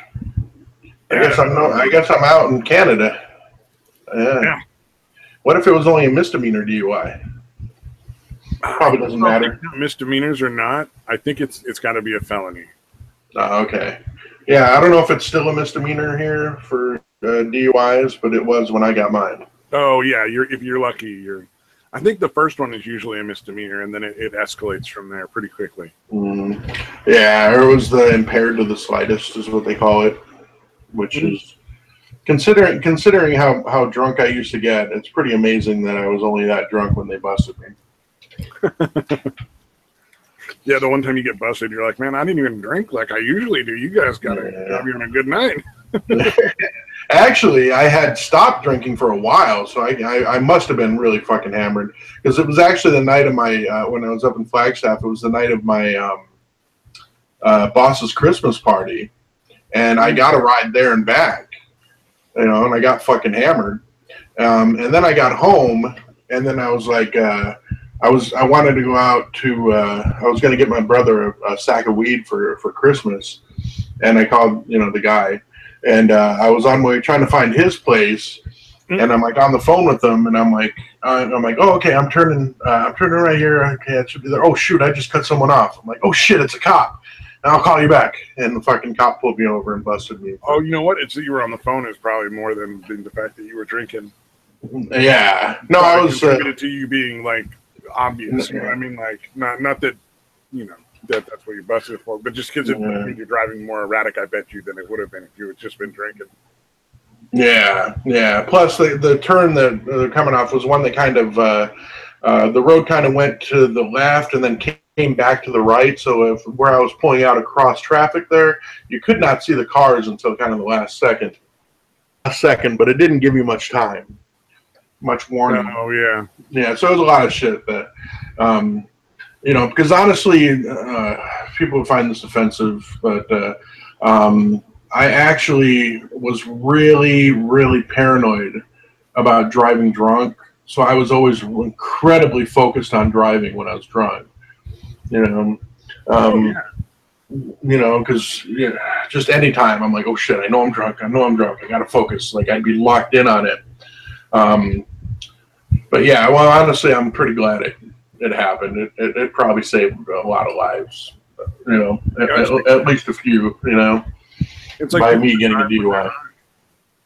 People that drive when they're high tend to drive really, really safe. High on weed, I should specify. Right. Because they're super focused in and locked in on it because they know they're high. They're very aware of them being high, and they're a little paranoid about it. Yeah. No, that's definitely the case with me too. I would imagine people on meth, they probably drive a little crazy. Oh yeah. Yeah. I love watching people on meth on cops because they always are like, I didn't do no meth, and they're just sitting there like fucking twitching and moving their arms. They can't sit still, and it's like, look, man, everybody else can tell. It's really obvious, dude. Nobody's fooled. Right? Nobody acts that fucking twitching, tweaky naturally. Yeah, nobody. It's so intense, and it's like immediately, like literally, like the camera will be on them for like 2 seconds. You're like, oh, meth again. And it is every time. Right. Every single time. And you can tell the cop is just like, yeah, they're on that. Yeah. Well, of course the cop's going to pick it out. Yeah, well, they're like, we have the formalities, but we have another meth head, Right. Yep. Yeah, it is pretty funny. Yeah, because luckily I saw people on meth and I never tried it. Because I saw a bunch of people on it and I'm like, that's not for me. That doesn't look fun. At all. How does anybody look at people on meth and go, man, I want to be that dude? Yeah, I want to clean my kitchen for sweep my kitchen for 45 minutes. Yeah. I want to fucking like everything about see where these wires go. Everything about them looks. Yeah, and none of them don't understand why anybody sees a meth head and goes, man, I'm into that drug. Give me that. Yeah, it really is amazing, dude. Yeah, but I guess I don't know. Maybe people don't see it see it that much before they actually try it. I guess, but yeah, I literally saw this shit and I'm like, dude. Oh, you know what that's got to be? Yeah, like they're in high school and some like hot dude or girl or whatever is like, hey, I'm doing meth. You want to do something with me? You're like, I'll try it. Okay. Yeah, meth seems to be a really tough one, man. Like it's got to be more addictive than everything, dude. Because I know there's a lot of meth heads out there, and I've seen very few people that come into rehab or come into the meetings for meth, dude. It's really rare. No, let me tell you, man. They usually end up in rehab where I work. The majority of people, I'd say maybe 2/3 of the schizophrenics we deal with are schizophrenic directly because of methamphetamine. They smoke their fucking brains, essentially. No, I heard that. They call it something like meth-induced psychosis or something like that. Yep. I'd say at least 2/3 of the clients that come through the programs where I work are definitely there because they did so much meth. They're crazy. Yeah. It's a real big issue. It's like that's the one drug I kind of don't think should be legalized. Like I'm down with like cocaine and heroin and mescaline and all those weird, crazy hallucinogens because they really don't make people crazy the way people want to think they do. Right. But man, no, those people were already crazy. The ones that flip out, we're already crazy. Oh, a lot of the people, to be fair, I'd say probably most of the people who end up schizophrenic because of meth probably would have ended up schizophrenic anyway. Oh, gotcha. I don't know. It's hard to tell, man. It's real. It's a chicken and the egg kind of thing. Yeah. Well, schizophrenia is kind of like a late onset. Like, it doesn't really happen to kids, right? Like, it's kind of like in the 20s when that starts actually hitting people usually. Is that right? Okay, well, here's the thing. Psychiatrists don't like giving people a, what do you call it, diagnosis under the age of 18 very much. Oh, yeah. Is that because they think the brain's not totally developed or not developed enough? Yeah, they're very, very careful about doing that. They don't like to do it. For instance, take my little sister and her friend. My my little sister's friend had all these imaginary friends sort of thing up into high school. Not imaginary friends, but she would like pretend that she knew all these people from all these bands and would like hang out with them and that they were friends. All right. And my sister got really into it too, and so my parents were tripping out and took her to like see a psychologist and stuff because they would get really into it and be like, "Oh, we talked to these guys," blah blah blah, and it's like, "Well, we know it's not true." Right. Well, and then you know, the doctor wouldn't give any sort of diagnosis to my sister, but prescribed medication. Oh wow. And literally, like, she would be asleep or at school. There was never any other thing going on. Wow. And on her days off, she would sleep for like 22 hours a day. Yeah. No, I remember, like I said, I remember what the Seroquel did to me, and that shit is fucking harsh, dude, as far as knocking your ass out. If you don't need it. If it's if it's prescribed correctly, if it's the right medication for whatever your issues are, it doesn't do that.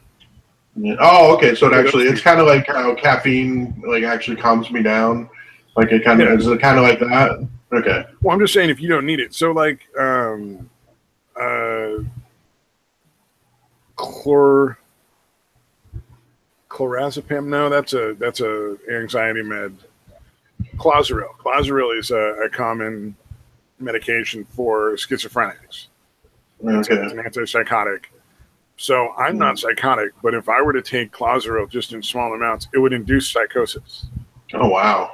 So a lot of psych medications, if you don't have it, will have really, really awful side effects and just not what you want. They'll either cause the psychosis or they'll cause you to just be like asleep all the time or drool, right? Uncontrollably drool for like hours at a time. Wow. Yeah, you can get really but people that are actually psychotic or schizophrenic or whatever, it's just kind of makes them close to normal. Usually, it'll make them a little drowsy. Effect. Yeah, usually it'll make them a little drowsy. It'll be harder for them to not want to nap, on and off during the day. And but it'll control the psychosis. Like they won't hear the voices in their head. They won't fucking see the things usually, or it'll at least make them less often. Yeah. Sometimes they'll still hear the voices and see the things no matter what you give them, and it just cuts down on how much effect it has on their behavior. Oh, gotcha. Because really, I mean, it's a fucking guessing game. We don't know that much about the brain. Like we know a lot, but we don't know that much. Yeah. So, yeah. Well, you think about the fact that being able to kind of chemically assess everything in the brain, that has not been around that long at all. As far as trying to what do you call it? Organic chemistry and that kind of shit is a really new science, dude. Yeah. Relatively speaking. Yeah. Yeah. Well, it's a trip, man. And then so yeah. So like for somebody Seroquel might be the right answer. For somebody else, it might be like haloperidol. For somebody else, it might be Clozaril. Yeah, there's different. Yeah, it's almost like they have to kind of try a bunch of different shit to try to figure out what's going to work. Although that's true with like depression and a bunch of other shit too. Like you never know what's going to actually work. Yeah, for my anxiety, they went through. I gotta go actually. Yeah. There's a whole bunch of shit they went through with my anxiety that I didn't. That didn't work for me. Probably like 6 or 7 different things. And then they found something that kind of worked, and they're like, "No, we can't keep giving that to you." Well, no. So the first thing I got was because I was in crisis. Was the one that worked. was the Xanax. Yeah. And they were like, we can't keep giving that to you because it's too strong. And so they made me go through the psych department of Kaiser, and they tried to put me on all sorts of antidepressants that had all sorts of terrible fucking effects, none of which were like helping my anxiety at all. And then there's a bunch of off-label fucking prescriptions they tried. So like, I want to say there were 3 or 4 antidepressants they gave me, and then some off-label stuff they gave me. Like, they gave me gabapentin to try to help me sleep, which is Neurontin, which is a nerve medication. Like, right. They tried to give me that for sleep, and it didn't do a damn thing. But it helped me with pain, which is why they gave it to me for my shoulder. What else?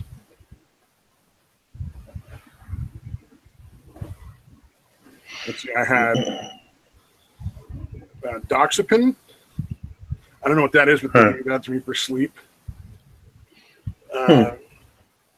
Venlafaxine, which is Effexor, they gave to me for depression, for anxiety.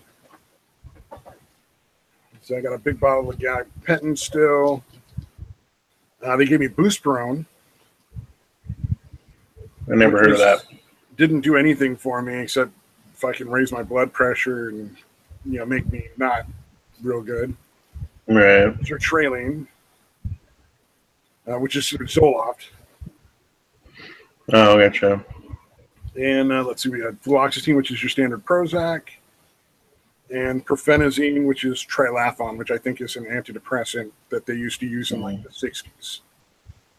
Oh, wow. That's crazy. Yeah, I think the only time I took anything for the bipolar, well, when I was in rehab, they were like really insistent that I take something for it, and because I didn't want to, you know, I thought I managed it pretty well myself already, but I was like, you know, okay, if you guys are really that insistent, I'll try it. It could, you know, I could devote my energy to other shit than maintaining my mood all the fucking time.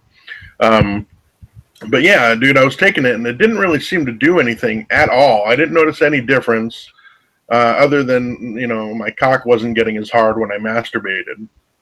Yeah, that's a standard. That's for a lot of antidepressants and for a lot of bipolar medications. They'll make it so you can't get a hard on. Yeah, I got no problem, like, you know, actually orgasming, but yeah, my dick just wasn't quite as hard, and I'm like, yeah, that's definitely like a real trip, because that happens with my Ativan. If I take it within a couple hours and I try to jack off, then it's just like, oh, shit didn't work for you, man. Good luck. I'm surprised they give you Ativan. That one's a habit for me. Go fucking figure, man. Go fucking figure. I can't get Xanax, the one that actually really worked for my tinnitus, but I can get Ativan. Yeah. Yeah, because that one's pretty well known for causing fucking pretty severe side effects. Does that one give you weird dreams? I heard it gives you really fucking weird dreams. I take a half a milligram of it to help me sleep, because I just need something just to cut the edge. Right. The anxiety and the fucking, just enough to make me drowsy enough that I can actually sleep despite the fucking noise. All right. So I take a really small amount. I don't take the 1 milligram. They were going to give me 1 milligram for anxiety and 2 milligrams for sleep, but I only did the half milligram and 1 milligram for sleep, and then I only use like a half milligram for sleep. Yeah. That's all it takes. And then once in a blue moon, I'll have like real anxiety or something, and I'll have to take an extra half. Yeah. But I don't take that much. But yeah, I'm surprised. Like, what the hell's the difference? Why is that okay? Because Ativan to me seems really dangerous, because I can envision people like not realizing they're kind of sleepwalking and getting in their cars and like driving and shit. It does make me really sleepy. The few times I've taken it with panic attacks, I've taken like a half milligram during the day because I started to feel like a panic attack coming on, and it'll help prevent it. Right. Like, I'll still have the panic attack, but it'll be like half power, if that makes sense. Yeah, not as severe. Yeah. But then I'll be super fucking tired for like 2 or 3 hours. Yeah. But then again, But the yeah, Xanax made me feel a little bit drunk. Like I'd had a couple drinks, like not drunk, like I was too drunk to really do anything, but just like I may have had like a shot. kind of like buzzing. Just the bare minimum. Yeah, Just when you start like, okay, I'm feeling that I had a couple drinks, but you're not really drunk or buzzing yet. You just barely on the edge. It's like barely the kind of the bare minimum of where you could consider in an altered state. Yeah, exactly. For the Xanax, that's what that was like. And I didn't particularly care for that, but it made such a difference in my ability to function day to day and my ability to sleep at night. So like it was like night and day. It was like I took the Xanax and I was exactly like I was before I had tinnitus, and I was able to sleep no problem. Yeah. And then they took it away from me, and then I'm not even close to the same at all. Yeah, it fucking sucks, man. And so yeah, it's weird how different, because here it's pretty easy to get all that shit. You I'm have to really legal action, to be honest. Yeah, because it's a standard medication for tinnitus, and I've been denied it. So I can actually probably take legal action. I'm just not sure it's worth it. Right. Yeah, that's a tough one, man. Because then you can't like try to keep going to different doctors, because then they're going to accuse you of doctor shopping, and then it's fucked up, man. Yeah. Well, I have what I need to do is I need to get off my ass, but I'm so tired all the time because I don't get enough sleep anymore. So I have Xanax. I need to get off my ass and request a full copy of my medical records, which would include any and all notes. Right. To find out whether or not they've already marked me as drug seeking. If they have marked me as drug seeking, then I need to get an attorney and I need to file a lawsuit. Yeah. Because you can't label somebody for drug seeking if they are in a crisis and require medication for that crisis. You can't turn around and then be like, well, they're a druggie. Yeah. But like, no, from what you're describing, it really does sound ridiculous if they came up with that. I didn't even get labeled drug seeking, and I was absolutely drug seeking, dude. Well, I literally have old fractures in my spinal cord, or in my vertebra, and arthritis in my knees and my lower back, and they lecture me about fucking pain medication and why I can't have it anytime I go in and talk about like, hey, I really need something so that I can, work out to lose this weight. And I've never been going in asking for pain medication. Let me be clear when I say like I need like somebody to teach me like whatever the stretches are, whatever the what kind of working out I can do, like what exercises I should do to help deal with the pain, so that I'm doing it in the right way and not doing any damage. Yeah. So that when I'm doing like, should I do crunches? Should I not do crunches? Should I do something instead? What kind of stretching should I do? What way can I minimize the pain? And this is you're asking for that, and I get a lecture for 20 minutes on why I can't have pain meds. Yeah, and I'm like, they're kind of assuming that's what you're in there for, when that's not what you're in there for. Which is why I suspect that I've been labeled as a drug seeker. Because I'm going in and talking about pain, and I'm like, well, what can I do to deal with the pain? And they're like, well, you can't have medication. Why is that even coming up in the question? Because that's not what I asked. Right.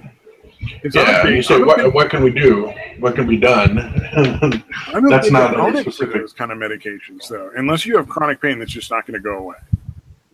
I'm a big opponent, because I think there's a real you run a real risk of injuring yourself worse if you're not really careful. Yeah, if you don't feel it, I've had that problem plenty of times because I'm on even Suboxone, which is nowhere near as effective as actual painkillers.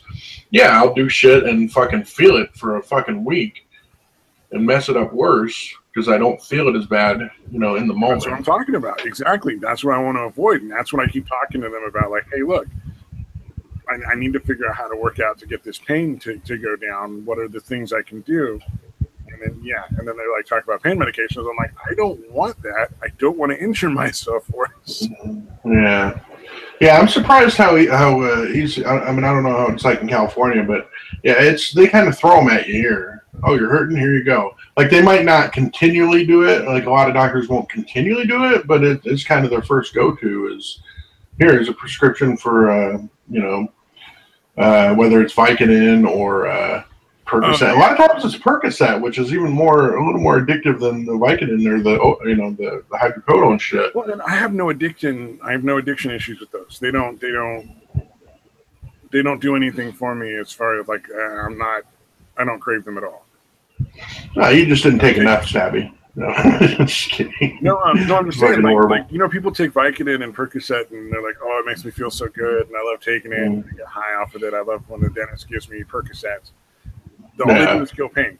There's no other effect. I don't get tired. Yeah, you're pretty lucky, man. So yeah, so the thing for me is like if they did offer me like the other stuff, I don't think it would really have much effect on me other than to kill pain. Right. No, that's good. Whatever, I don't want it, but I don't think it would actually make a difference. Yeah, so it sounds like it's kind of like how I am with caffeine, where it doesn't really do anything. It sounds like opiates just don't do anything for you. Yeah. Well, I mean, like it's when I had my eye surgery, whatever it was they used to knock you out, it took twice the amount they expected from my body weight. Wow. Because the guy put a full fucking syringe. No, he put a half a syringe full of this stuff in, and then had me count down so take effect, and that didn't work. So he filled the syringe all the way up and had me do it. Wow. Because it wasn't having any real effect. And then I came out of it all at once, like boom, back to full functional. Wow. So like a lot of shit sit there and it takes hours to fully wear off. Like once I was awake again, I was fine. Yeah, that's crazy. No, that shit knocks me out. I'm definitely out way before I get done counting to 10 or whatever. Yeah. I think I make it to like 7, 10, 9, 8, 7, and I'm out. That's why I didn't want to do it for the dentist when they were doing my wisdom teeth removal. Even though I had like a huge infection and like all sorts of pain. I was like, no, just numb me up and take them out. No, like, you don't want to be sedated? I'm like, it won't work. It's like, it's not going to work. The pain medication isn't going to work all the way. The sedation sure as shit isn't going to knock me out. You're better off just doing it. Like, just give you putting Novocaine in there. Fine. They gave me the gas. It really didn't do much for me. The nitrous? Didn't do much. It just smelled a little. It's almost always nitrous, dude. Yeah, it just smelled a little funny. That was all. It didn't give you the whole wow. Nope. In your head? Nothing at all. Yeah. I feel bad for you. Although, no, that's a good problem to have, actually. If I had that issue, I wouldn't have to go to rehab twice. I'm fine with these things not having super effective, it's a good thing, dude. It definitely is a good thing, man. Yeah, like I said, I wish I had that fucking problem. Especially when it's like after I've had dental work done and I need like the Vicodin or the Percocet while it's healing. Right. Oh man, that's awesome because then I can just go do stuff. Because I mean, some people they take that Percocet or that Vicodin and they have to go lay down for like 2 hours. Yeah, it affected me a little bit. Oh no, I don't know if it ever really made me drowsy. I think even at the beginning, it kind of hyped me up. Like I would be hyped for a while and then I'd pass out maybe a couple hours later. But it always had that kind of amp effect to me. Like I almost acted like a tweaker when I was on opiates. Oh, yeah. I can see that. Yeah. That makes sense. Well, I mean, it would have to. I mean, if it just made you sleep all the time, why would you want to be on it? Yeah. And that's kind of true for everybody. Like, it doesn't make sense to normal people because they're like, what do you mean? That shit knocked me right out. And we'd be like, no, when you're withdrawing, you have zero fucking energy. And then you take the fucking painkillers, you take the opiates, and then, you're like, fuck yeah, here we go. I feel fucking normal again. It gets to the point where you don't feel normal unless you're fucking high as shit, dude. We had a lady who was on like 1/4 milligram of fucking OxyContin 3 times a day because she just was such an addict. There was just never gonna get her off of it. Just wasn't gonna work. That she could maintain and not be like super high all the time. And she would take her little 1/4 milligram and then go pole dance on one of the traffic signs in front of the house for like an hour. Oh, wow. And she was like in her like 60s. Wait, a quarter milligram? I don't know what that is. Barely enough to keep the withdrawals from happening, essentially. Yeah. Okay, And, that's insane. It was a super small little pill. It was not a lot of OxyContin. Yeah, I was gonna say it seems like it would take at least a few milligrams to do anything, but It might have been 25, and like the standard is 100. I don't know. All right. It was a super small dose. It's been a long. This was years ago too, so I'm not remembering the dosage right. I guarantee. All right. Sorry. Go ahead, man. Sorry to interrupt there. I think it was like a quarter of a pill. Oh, okay. If that makes more sense, like a quarter of what you would normally give as one dose.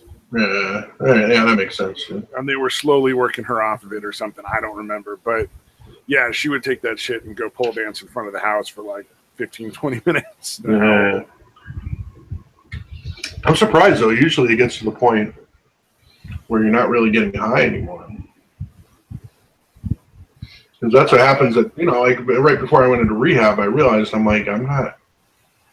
don't feel high anymore. All it's doing is making me not sick. Like that's all that's happening. I don't know. That's kind of how cigarettes got to me.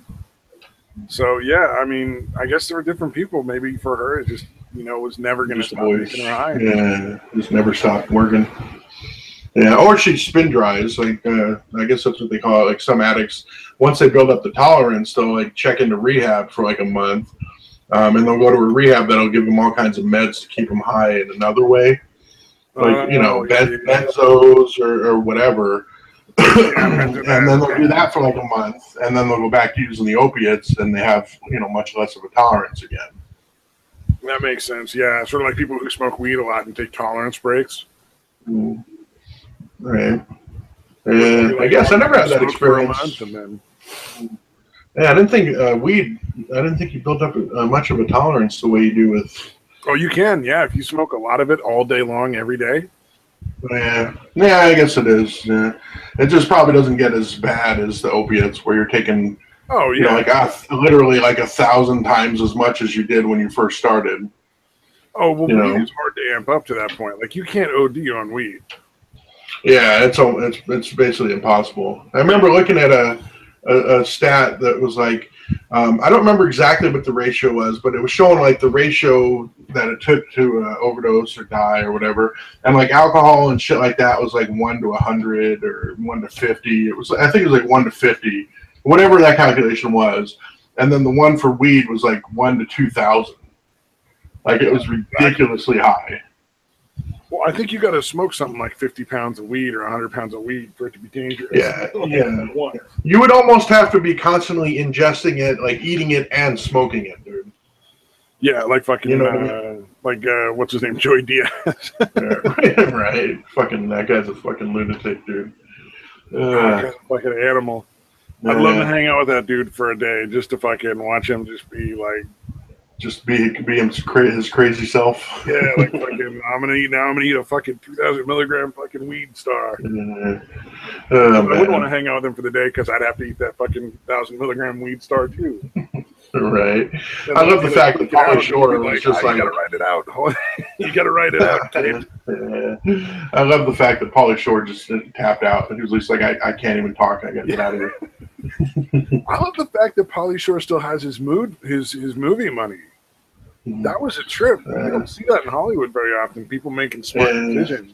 Yeah, well, I mean, his mom was, in the comic business, so I'm sure she fucking warned him constantly about it.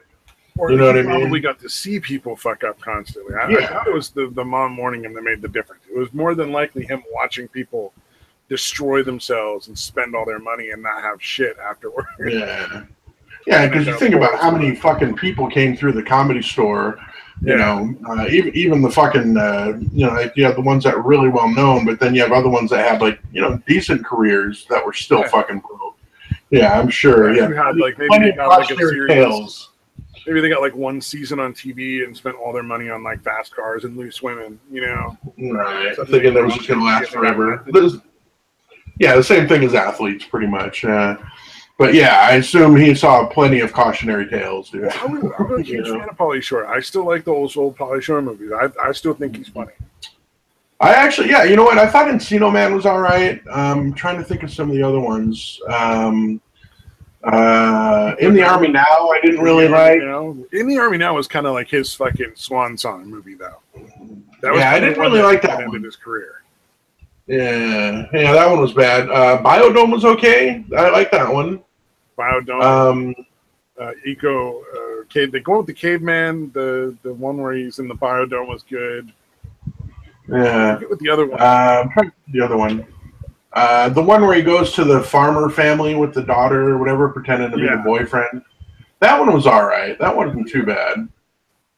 He was all right. It's kind of annoying, but I don't know that he deserved to be considered as much of a joke as he was. Encino Man and Biodome were pretty good. Son-in-Law, is that the one I was talking about where there's like the girl is like from a farmer family? Yeah. I'm looking it up right now. Let's see, filmography here. Oh, he did a lot more than I even realized. There was Class Act. Son-in-Law made a lot. In the Army Now was when it really kind of fucked him. Oh, that wasn't his swan song though, because he did a Biodome in '96. And In the Army Now was in '94, and Biodome was pretty good. But then, like after that, his movie, the movie stopped making so much money. Oh, right. But yeah, he wasn't that bad. I mean, I get, how people, I kind of see how people would be annoyed with this thing after a while, but I don't know. I didn't mind it, dude. I'll be honest. Encino Man, Class Act, Son-in-Law, In the Army Now, and Biodome are really the only ones I knew. And I enjoyed the shit out of those movies. So I put 5 movies out of like a whole lot of them apparently. So I didn't know his whole career. Yeah, let's see. Well, he guest starred on Futurama as himself. No, right. He was one of the voices in Extremely Goofy Movie. Yeah, I'm kind of looking through. That's with the Friendly Ghost stuff. He was in Bucky Larson. I don't think I ever watched Bucky Larson. I didn't watch Bucky Larson all the way through, I don't think. Yeah. I mean, he's super fun. I would love to see his stand-up. I bet you his stand-up isn't half bad. Yeah. I mean, he grew up and he still goes out and sells a small venue out and stuff like that. And I'm sure he doesn't do the character as his stand-up. Sort of like the guy from those Cops movies. I forget what his name is. Hey guys, the guy who was all the crazy fucking wacky voice. Yeah, I'm trying to think of.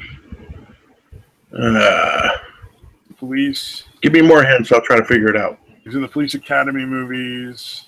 Oh, Winston something? Carl Winston? No, it's something with Carl Winslow? No, not Winslow. God damn it! Bobcat Goldthwait. What was it?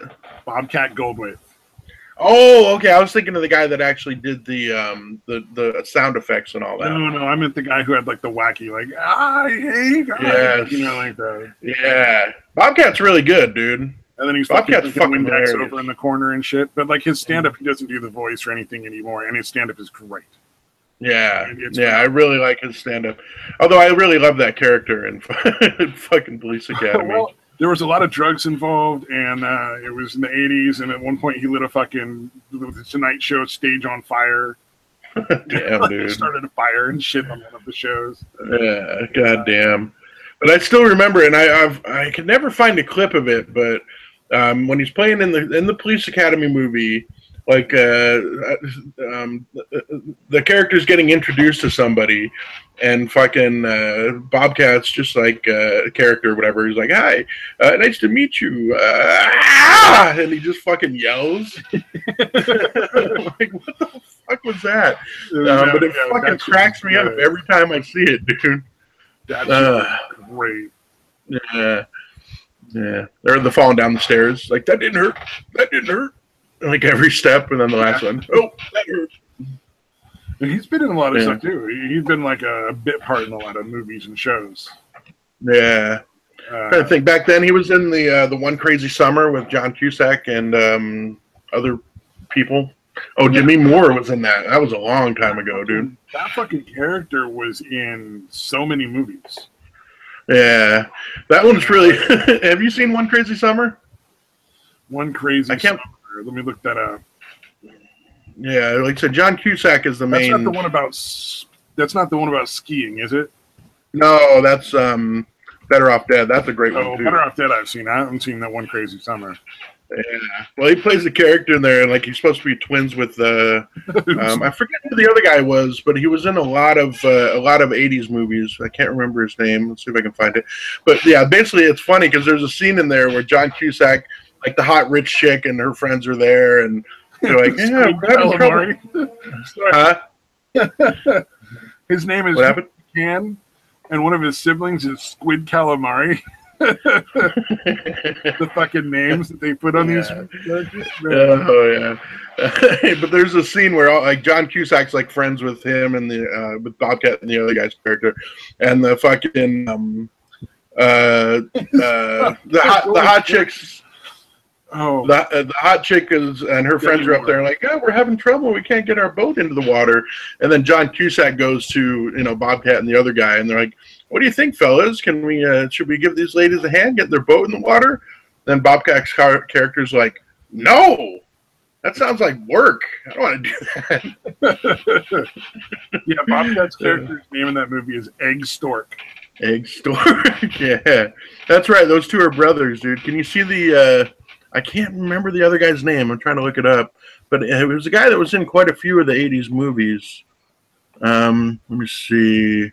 Full cast and crew. But yeah, that actually, I love that movie, dude. And I hardly ever meet anybody that's fucking seen it, dude. I'll have to see if it's on Netflix and put it on my list. It looks like a ride. Just from the fucking names alone is fucking funny. Yeah. And I'll totally do it. Right, I guess the name is unprofessional. All right. Tom Villard, I guess his name is. I can't. I don't know, but like I said, he was never really a star, but he was in a lot of the '80s movies. Unfortunately, it's only available via DVD. They still do that? Yeah, they still do that. I thought they had done away with that altogether. Although I did find an old Corey movie, License to Drive, so I'm definitely putting that on the list. One of the Coreys. Oh, Corey Haim, yeah, I remember that one. But they're both in it because they were always in the movies together. Oh yeah, duh, of course. Brunhilde. Young Frankenstein is on Netflix. The fuck is that not on my list? Pee-wee's Big Adventure. Fuck yes. Well, you know what? You did me a favor here because, man, there are a whole bunch of movies that I love to watch on this list that are related to that movie. Right. I'm trying to think, who is the bad guy in the One Crazy Summer? He's a well-known guy. What the fuck was? Or I think he was. What was the name of the guy in? Let's see, Beckerstead. That's the last name. The guy. Have you seen Diggstown? Diggstown, no, I haven't. Oh, that one's actually a pretty good one. All right, never mind. I was gonna say he plays the bad guy in Diggstown, but that's not helping you. Come on, where are you? Eldridge. Right, well, it's probably not gonna help anyway. Oh, it's the original. No, I think that's the fucking remake. I can't believe they tried to remake Mystery Science Theater 3000, but with different people. Yeah, it was with what the hell's that guy's name? Patton Oswalt. Yeah, well, he's not the main one though. Alicia Cunt Day. No. The same character, the same shitty character in every fucking role she plays. Yeah, no, the main guy that replaced like Joel and Mike or whatever, Joel/Mike. I know he played the guy that owns the record store on Mark Maron's show on IFC. Oh, I don't know. Yeah. God damn it, he's another comic. It wasn't that bad, but the parts that Patton Oswalt and them played were fucking horrible, like the evil scientists and all that. Yeah. You know, Patton Oswalt is basically playing TV's Frank, he's supposed to be the son of Frank or whatever fucking stupid shit. Yeah, it's funny if they got the real fucking people to do it instead of some halfwit fucking users. Yeah. Well, I used to love Patton Oswalt, dude. And he's played some characters I really enjoy in a couple of shows. Well, no, his stand-up was amazing for a long time, dude. Stand-up is great. I don't know his new stand-up is just not that great. He kind of went to. Well, no, he's.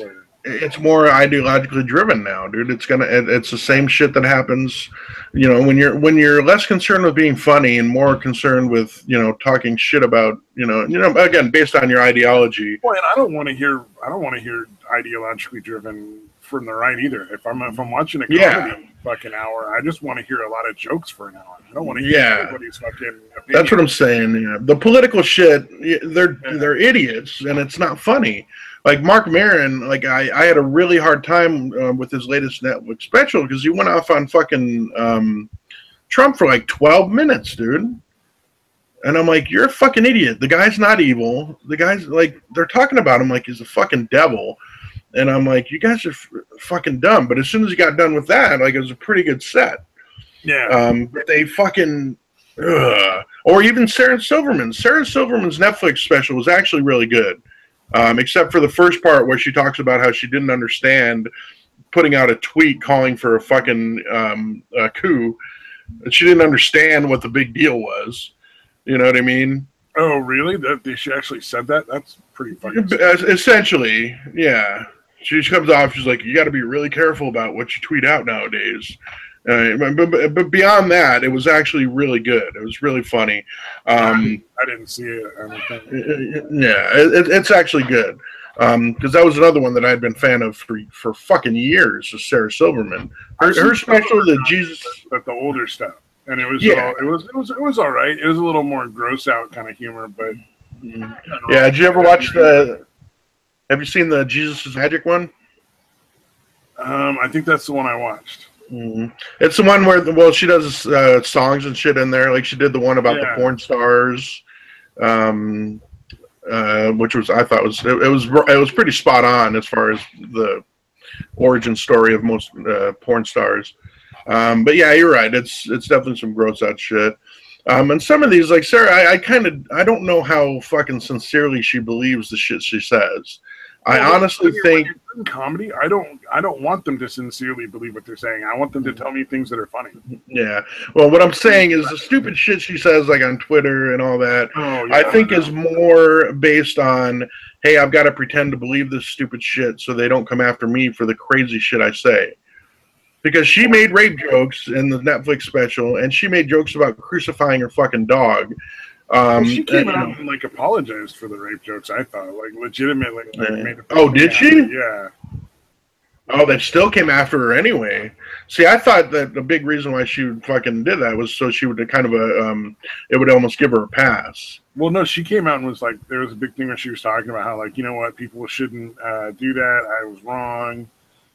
You know, and now that I think about it, I think it's really inappropriate to make those kind of jokes. And people should just not do that kind of thing. All right, never mind then. And then she was also the one, I think it was her who was complaining about not getting paid as much as the regulars at a show at some point. Oh.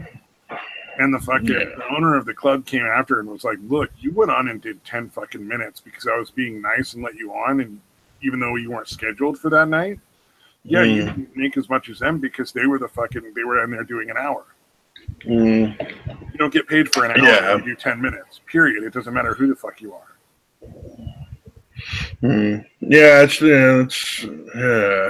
It sucks. Yeah, it's ruining the whole comedy scene, man. It's infected with this ideology, and that's their main concern. And it used to be, it should be being funny. Like, that should be your main concern. And that seems to be kind of lost nowadays, dude. Yeah, exactly. Yeah. Although, that's why I still like guys like Dan Soder and Big J. Okerson. Guys that just are Kurt Metzger. Like, I fucking love those guys. Artie Lang. I love them because they fucking don't give a shit, dude. Yeah. And they don't fucking care about being PC. Are you familiar with Big J. Okerson or Dan Soder? Yeah. Oh no, I watch Joe Rogan's podcast all the time. I watch. I try to catch. Well, they've got a show. Podcast. Joey Diaz's podcast. Ari Shaffir's another one. Yeah. Did you ever see the old ones that Ari Shaffir used to do a thing called The Amazing Racist? I've seen a lot of the clips of The Amazing Racist and shit, and that was hilarious. Yeah. The one where he went and got a bunch of Mexicans and fucking took them to the fucking, what is it, the INS office?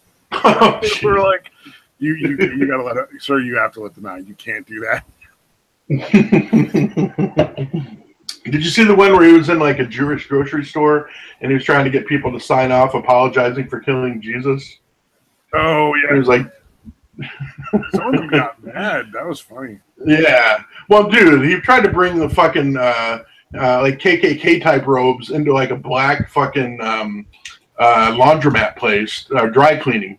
Oh shit, that was dumb. Yeah. You know, I'm surprised he didn't that one. That one sounds like it might have got him beat up. Yeah, I don't think it did, but it got fucking close, dude. Yeah, he literally brings in the fucking white KKK robes to, I believe, yeah, it had to be a black, run by black people. Yeah. And he was trying to convince them to fucking clean his KKK robes, dude. Yeah. I thought the one apologizing for Jesus was really funny, dude. Yeah, that was just the fact that he's Jewish himself, and he fucking did something like that. Yeah, well, he was basically making the point like you can make everybody should be made fun of. Everybody is you're all equal. Yeah, if you have gloves, you're not equal. Yeah, but I'm just thinking of how much fucking great comedy could be going on right now if all those fucking comedians weren't blinded by ideology into not being funny. Yeah.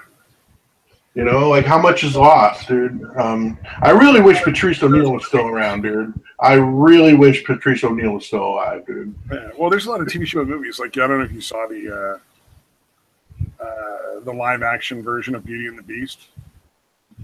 But No. like the original movie, like the cartoon wasn't that bad. It was actually kind of entertaining, and it was a big part of my childhood. Right. But suddenly, in like the live action, they had to include all this social justice-y kind of stuff, where there's like gay characters and half the town in fucking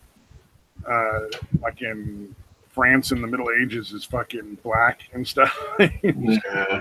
And you know what's funny, dude, is Patton Oswalt used to talk shit about all that exact fucking bullshit. Yeah, and then he like was full fucking. Yeah. I think it's just the fact that if you're in LA for that long, then you're going to be infected with it. Because like he literally had this joke about how he was talking about how TV writers are the most paranoid people on the planet, where he'd be like, you know, they'll come back to you with like, yeah, this Adolf Hitler sketch is really funny. Can he not be anti-Semitic? You know, and then they'd be like, and 3 of these Klansmen are going to have to be black. You know, we're going to get letters. 3 of these Klansmen have to be black. You know, like he used to fucking joke about how ridiculous that shit was.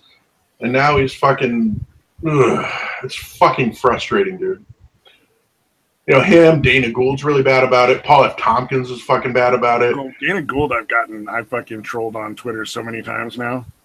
Yeah, I think I saw it. Well, you I don't know if he came back at you with any of the gun shit the other day, but I know you said something to him. Oh yeah, I get him to respond to me more often than I really should. Like he really should ignore me a lot more. But I get him going a lot. I had some guy going that I was just like fucking with the whole time because he was just being stupid. Yeah. And they usually are. Michael Ian Black is another one. Oh, I haven't fucked with him on Twitter. I should. Dude, follow him, dude. If you want to fuck with somebody, that guy is woefully uninformed, not all that bright, and just fucking a hardcore lefty, dude.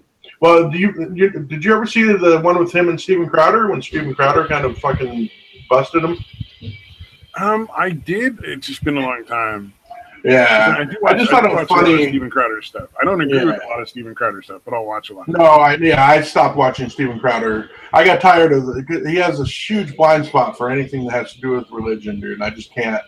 Yeah. Whether it's Christianity, Muslim, whatever it is, he cannot think fucking rationally about it, dude. No, yeah, he's completely irrational when it comes to that. But yeah, I like he had this thing that I don't agree with his views entirely on abortion, but I do think he has a point that like 20 weeks is pretty fucking extreme. Yeah. Like 5 months. No, that's what could pretend like they literally have to tear the baby apart to pull it out at 20 weeks. Like, no, that's why I'm way against the late term abortion, because I actually worked at a place that was like a telemarketing place that was trying to get like donations against it, and they actually described what happens, how they basically pull off the fucking arms and the legs and actually crush the head to get it out. Yeah, exactly. Yeah. Or the ones that are really late, where they basically essentially have to fucking deliver the kid feet first, and then they leave just the head in, stab it in the fucking neck, dude. Oh yeah, that's crazy. Yeah, like that's insane, dude. Like that baby's that fully formed, and you can fucking, as long as the head doesn't come out first, you can fucking pull it almost all the way out and stab it in the neck to fucking kill it, dude. Yeah. Yeah, I cannot. And then pretending that baby isn't like a viable person who probably feels pain. Yeah, it's ridiculous. It's fucking horrible. Inappropriate. Like it's pretty obviously a lie. But I thought the point he made, which was he was saying that hey, look, it's not inconsistent to be pro-gun and anti-abortion. Like both of those situations, you're trying to save lives. Right. Like one of them, you're preserving your ability to protect yourself and save your own life. Right. The other one, you're preserving a child's life. So. They're not the same thing anyway. In my opinion, they're not ideologically, like they're not mutually exclusive. Yeah. Yeah, but then what he said after that kind of sounds like he's still okay with the analogy. Well, no, I mean, I can see the point of saying, like, I want to be able to protect my own life, and I want to protect, like, a kid's life being anti-abortion. Oh, yeah, I guess. It makes sense. Like, I see where he's coming from. I don't, like I said, I don't agree. I just, like, that does, But, yeah, I don't think they should be connected. Those two issues should be connected at all, really. No, yeah, you should be able to have your own opinion on either. But I can see where he's coming from, and people who make the line as well. But honestly, fine with people shooting each other. I'm like, okay, well, that's a dumb argument to start with. Yeah. Honestly, I don't think even Crowder believes that. I think he just said it to fucking. Yeah, I don't know. I would say I'd have to watch it to get a real beat on it, but it kind of sounds like a rationalization to me. I like to see not rationalization, but I like to see the extreme right, as well as because like if you it's too easy to get up in like an echo chamber and start to think that like you're playing on a team kind of thing if you're not careful. Yeah, you know what I mean? So no, it's something I constantly remind me. Oh yeah, maybe I'm not down with everything conservatives say. Thank you very much. Right. Yeah, no, I'm constantly worried about that of suspension of my critical thinking and just going with the fucking group, dude. I worry about it all the fucking time. Yeah, so like Stephen Molyneux and Stephen Crowder, or Stefan Molyneux, I should say, and Stephen Crowder are both pretty good examples of extreme right wing. Yeah. So I'll occasionally watch their stuff. I'll watch more of Stephen Crowder's because at the end of the day, whether you agree with him or not, he is fucking hilarious when he does. Yeah, he really is fucking funny. Yeah, the ones he did on the Young Turks, holy shit, those are fucking hilarious, dude. Yeah, and the fact that he had the balls to fucking go with that character and go to a fucking panel that Cenk was sitting on is fucking just amazing, dude. Yeah, have you seen that? No, I haven't, but that's brilliant. Dude, yeah, he actually shows up at a fucking panel and walks up there and like sits down and is doing the Cenk Uygur, like dressed up as Cenk, the same way he was in the sketches, dude. Are you fucking haven't serious? seen that? No, I gotta see that. Dude, this was at least a year ago, maybe a couple years ago, but dude, it's fucking amazing. I try to catch some of it, but not everything. You have to watch that, dude. It's fucking priceless, dude. Yeah. Because Cenk's trying to be like act like he's a good sport about it, but nobody's spitting his face like they do to fucking Alex Jones, at least. Yeah, that was I feel bad for although Jimmy Dore, he needs to get the fuck out of there too. I think there's still a little bit of hope for him. So that was really sad to see him fucking spitting on Alex Jones. That was insane, dude. Like, and then people like fucking endorsed it. We're like, yeah, good for Jimmy Dore. Yeah, that was one of the first instances where I was like, how are you okay with that? That should not be okay for anybody. Like, I don't care if you don't like the guy and fucking whatever. That should not be okay for any side to do to anybody, dude. Yeah, Yeah, it's just like the punching response. Nazi shit, dude. Yeah, no, that's too far, man. That really disturbs me is the amount of violence that the left is going to. Yeah. Yeah. And the fact that... And so remember when the hurricane hit Texas, right? Mm-hmm. My mom was part of a group of people that were coordinating rescue, and the way that one of the things they brought to the table was they brought a lot of manpower. But on top of that, they also brought what do you call it? Pardon me while my brain just shits. They brought some people with some medical experience so that they could triage the rescue requests. All right, So, people would request, rescue for this, that, or the other thing. And basically they would say, like, all right, well, what's going on?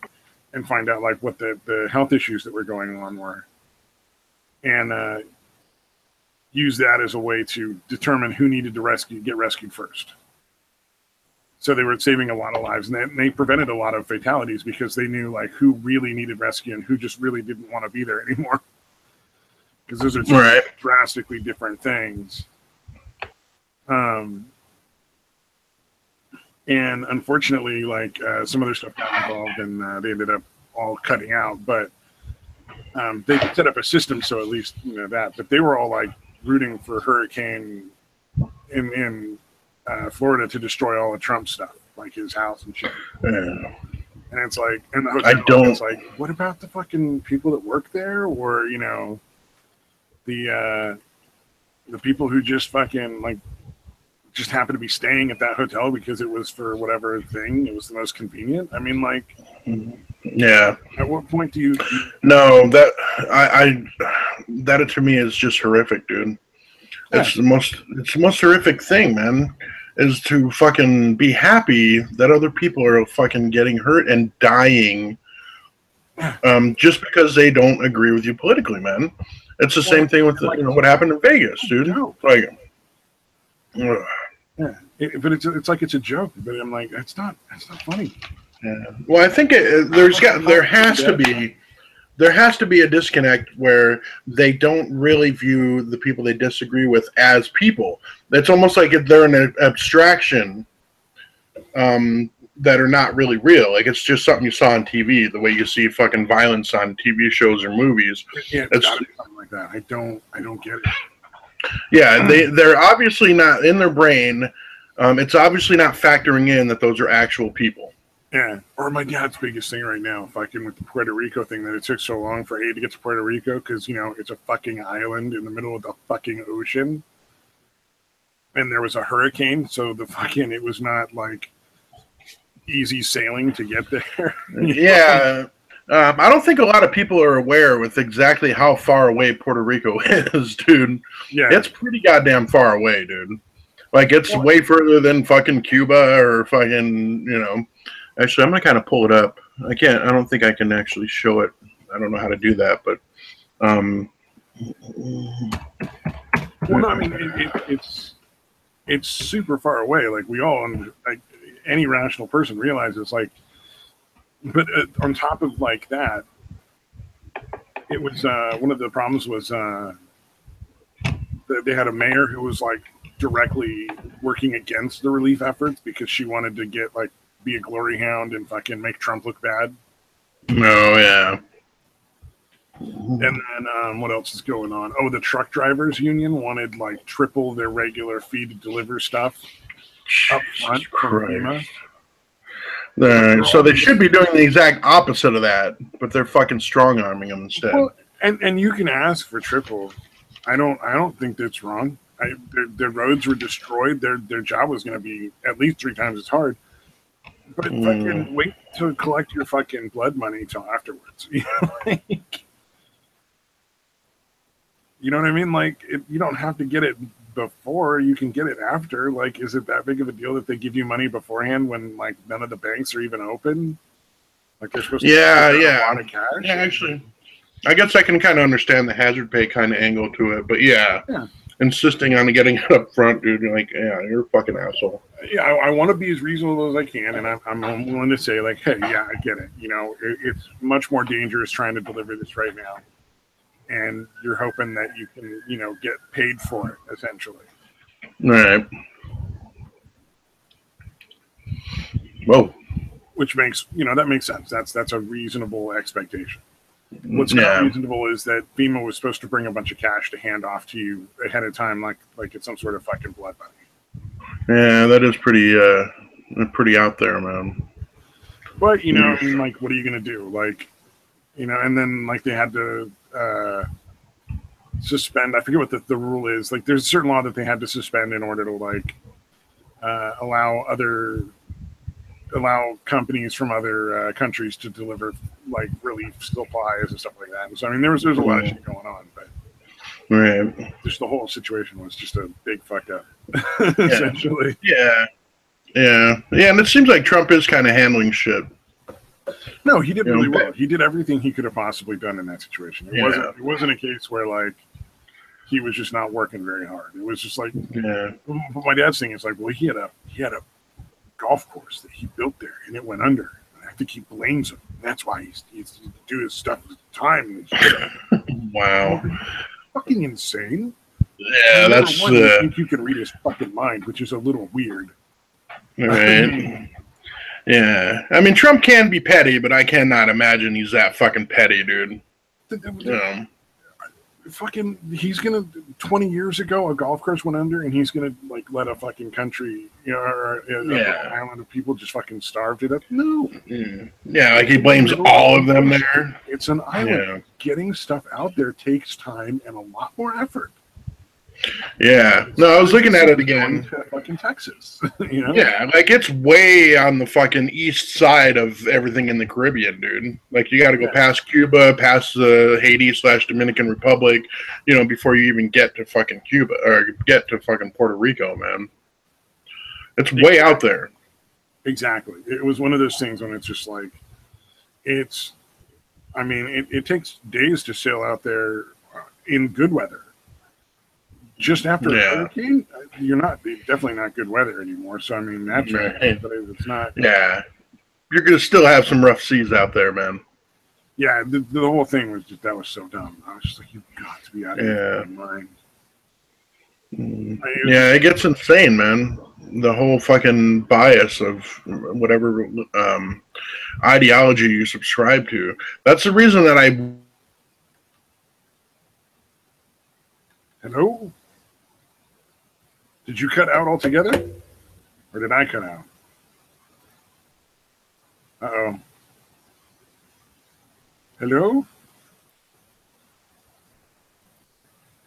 All right, well, Dateswise apparently gone, or I'm apparently gone. I don't know which. If anybody's in the chat. Oh, no, nobody's in the chat. Nobody's watching. Can you hear me? Oh, I can hear you now. Okay. Okay, yeah, something cut out, dude. Oh, okay. God damn it, that was the smartest thing I've ever said. Man. How long did I cut out for? I noticed it on my phone. It was probably a good 20 seconds, right?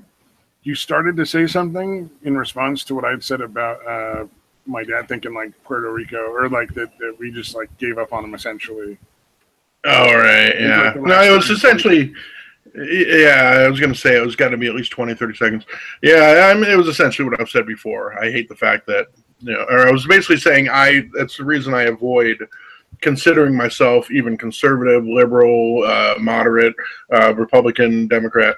That's the reason I don't consider myself any. Okay. You cut out again. No. Oh, no.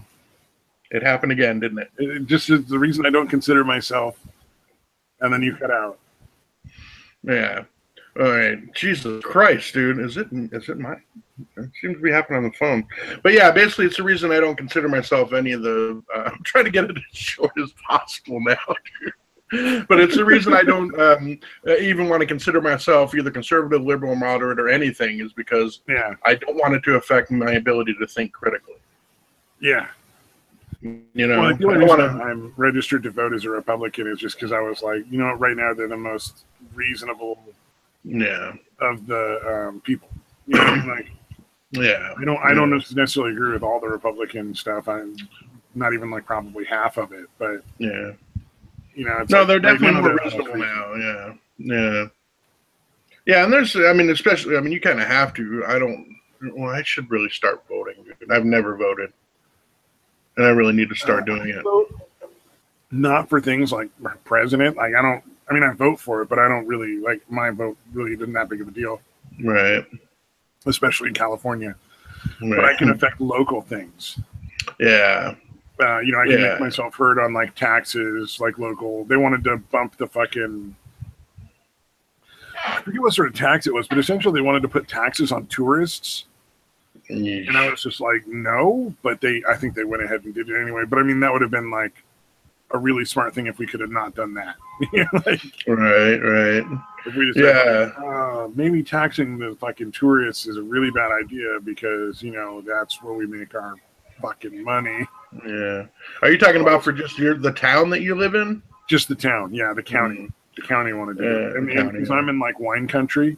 Mm, So, like, you know, a big part of tourism is people coming over for wine. And now, in what, you know, a little less than 60 days or a little more than 90 days, they're going to have a bunch of weed stores open.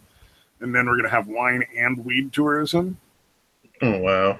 It's going to be pretty fucking insane. Yeah, that is a little crazy, dude. So, I've heard that. I don't know if this is true, but it's. I've heard that they kind of let people, if they're tourists and they're fucking drunk driving, that they kind of let them go almost. Like the cops will almost kind of let it, are really lax on that in that area. Is there any truth to that? not that I'm aware of. I don't know, man. I've never talked to a Yeah, tourist like not who got away necessarily with it. letting them, not necessarily letting them drive off, but at least like getting them a cab or like doing something where they're not getting busted for being drunk in wine country. I've never heard of that. Oh, really? That seems like the kind of dangerous rumor where people end up going to jail thinking they're not going to go to jail. Hmm. Well, You know what I yeah, mean? no, Like, it's kind of thing people tell each other, and they're like, "Oh yeah, if you go to yeah, California, you can drink, and they won't fucking put you in yeah. jail." And, Like, but in no, this is reality, wine they're gonna country. fucking bust your ass, and you're gonna go to jail. Yeah. You get caught drunk Yeah, driving. yeah. No, they'll just make you leave your car and come back and get it in the morning. That's fine. But no, I had actually heard that, so yeah, I wouldn't have acted on it even if I was still drinking. But Just, yeah, I'm just, you know, on the off chance anybody else listens to this shit, which I don't think right. happens. Right. If you're coming to California, they'll fucking bust you for drunk driving. Right. Yeah, I was thinking more specifically just the wine country area.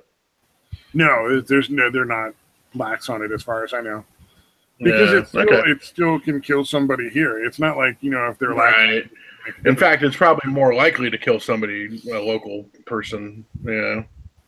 Yeah, I think the 'Cause they're- cops in my area are pretty fucking hard. Really. Mm. Yeah, oh yeah. I mean, I got pulled over, and I wasn't even really like. I've been pulled over for shit that just didn't make sense. Like, they pulled me over once, and they like had to apologize because I hadn't even done anything. Oh wow. Jesus, dude. It was pretty funny. Mm. It was they thought my registration was bad, but I still had like 2 months on it. So like Uh-huh. it didn't even look it wasn't even remotely close to being out. Right. Right. And so I mean, it wasn't even the end of the year that my registration was in. So because the way it works here is you get a new sticker for each year. Right. Like you have your month is just standard. Like mine's always going to be November. Mm. But you know, I just put on my 2018 sticker because I just got it done because I always get this shit done early. Mm. But it was like October or no, it wasn't even October. It was like September of last year. Mm. And the guy pulled me over for my registration. It was You're pretty like, funny. dude, I got 2 months, man. Did the law change or something? Yeah, it was pretty funny. Well, you have a grace period of, I believe, 1 month. Mm. Yeah, because you can do it by mail or whatever. I know that's the way it is Yeah. here. You get a little grace period because you can do it by mail. Yeah, they're generally supposed to give you till the end of the month of your registration. Right. So once it's November, it's technically sort of up. but they have to give you till the end of November, and then Right, usually for right. like a week or two they'll give you some time. Yeah. Although, you know what's weird about Arizona? I don't know if California does this too, but like half of the registrations would go through November 1st, and half of the registrations would be November 15th. Like, you know, for the different months, obviously, Huh, not just interesting. November. No. But yeah, some of them, it was up instead of being the beginning of the month or the end of the month or whatever, it would be the 15th, like the middle of the month, which I was like, that's kind of fucking weird. Here, I think it's I guess the they do original have a date of sale. So whenever you originally sold the car, or bought the car, Right. like whenever it was originally, well, when it was originally bought new, is what determines what the the registration month. day is. Yeah. So like, I think mine was like the 23rd or the 24th or something like that. I don't remember, or it might just be the end of the month. I'm not sure. All I know is it's one of the, like, there's two things I always do as soon as I get the forms to do them. One is registration, and the other is taxes. Right. So my taxes are almost always turned in by maybe the 10th of February at the most, depending on how long it takes, because they have until the end of January to give you your forms. W-4s, yeah. So I always have mine done easily. Yeah. By the what do you call it? The April 15th tax day or whatever. Oh yeah, I've never had it come close, not even close. Mm-hmm. No, I did only when I owed money. I would literally hand deliver it on April 15th, drive up to Phoenix. See, I've never owed money though, so that makes sense. I can understand. Yeah. No, there was one time where what did we do? It was basically splitting up. Me and my ex actually gave us a net of more money by like $2,000. But it was essentially getting 6,000 one way and losing 4,000 the other. Yeah. Yeah. So I put that off as long as possible. Yeah. That sounds really like a pain in the ass. Yeah, it was a horrible decision. It was a really bad idea. Yeah. But you know, I should have just taken the no money. But at that particular moment, we were really fucking broke, and you know. It was pretty bad. It was still a bad idea, regardless of that, because you know we end up not paying back the 4,000 and wasting the fucking $6,000 on stupid shit. Yeah, you know? Yeah. It was again not the best decision. Nope, it never is. But you know, once you get through a lot of life. Yeah. I made better decisions, I think, when I was a fucking teenager than I do in the last 10 years, dude. Seriously, I wouldn't dude. be surprised if you're right, though. That's very believable. Mm-hmm. Yeah. Before I started fucking, drinking and fucking being stoned constantly, all that shit. Although I don't even know if that's what it was. I don't know. It's hard to say. Actually, it was really up until the pill addiction. You know, I was never late on payments. I never fucking had any issues with paying rent, paying car payments. Never missed a single payment of anything, dude. And basically, since the addiction of the pills, I've been horrible about all that shit. You know, even when I'm clean, you know, even the times when I was clean, dude, for some reason, something has happened in my brain that has fucking regressed me. It's weird. You know, it's one of those things. It's like some people manage to get through it better. Some people manage to get through it worse. Yeah. And I've had my moments, but it's usually the times when I'm not. When I stop doing my meditations and going to meetings is when I start fucking up and doing stupid shit. Yeah. Yeah. Yeah. Be careful with that shit. Yeah.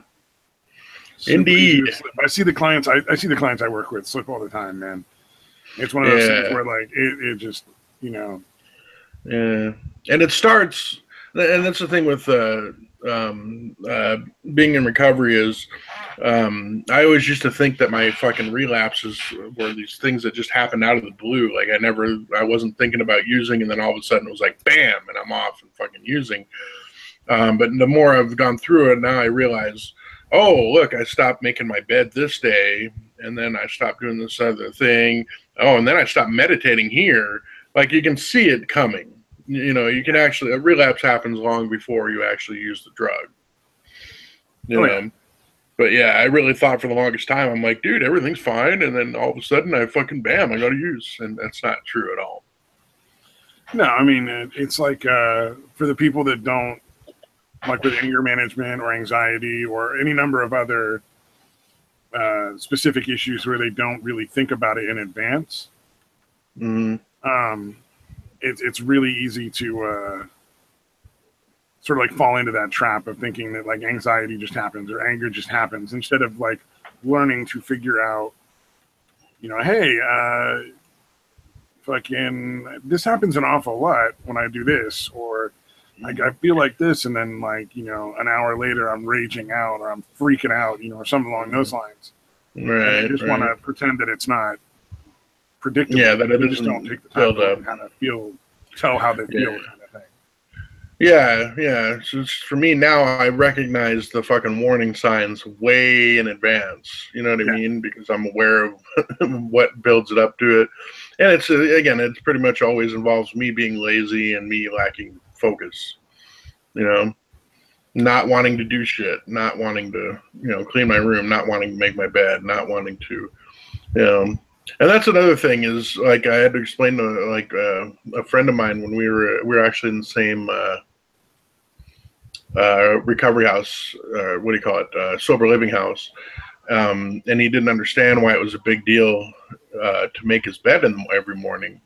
And I'm like, the act of making your bed is not important.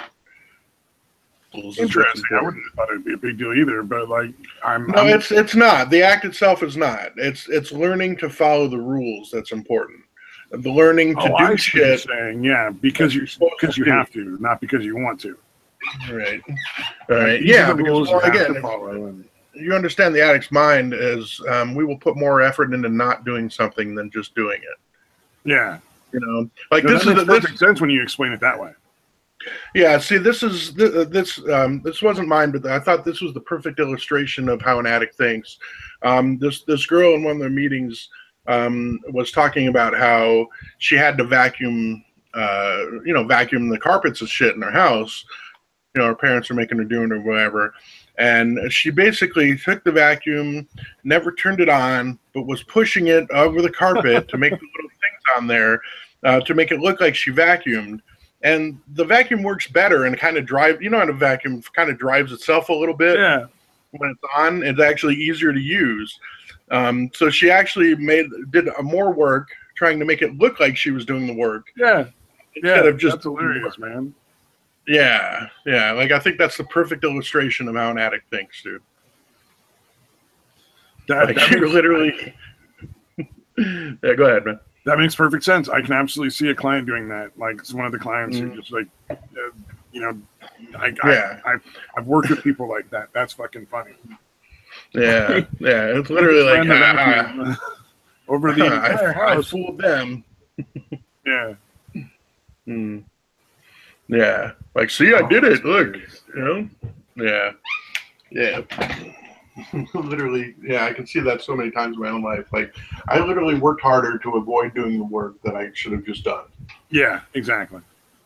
Yeah. Oh, God, I was watching a video online, and it was showing, like, silly little bits and stuff that people have done. And fucking this chick is, like, vacuuming the wall, and then she decides to get the cobwebs. So she starts vacuuming up the wall, but the vacuum and the cord won't reach, and the little extension hose that goes to the little, you know, thing didn't work. So she took off the attachment and just started using it on the wall and trying to get the cobwebs sucked up with it, and it wasn't working. Oh wow! And this guy's watching his girlfriend do it. Like the whole thing is from the boyfriend's point of view, because he's got like his face in half the camera and her in the other half, and he's looking at her like what's she doing? Oh man! It just made me think of that. Ugh.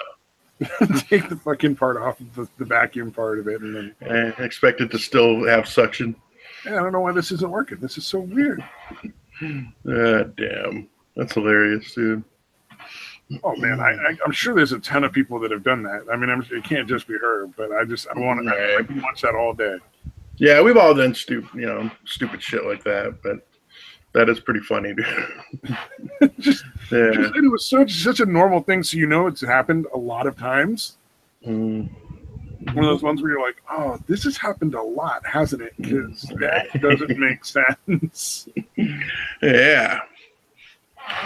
Ooh, dude, one time I was bumming a cigarette off of I think it was my friend's girlfriend, and she smoked those Marlboro Lights that were white all the way through, and I lit the wrong end. I lit the fucking the filter. I lit the fucking filter instead of the fucking tobacco. It's the worst. I've never done that.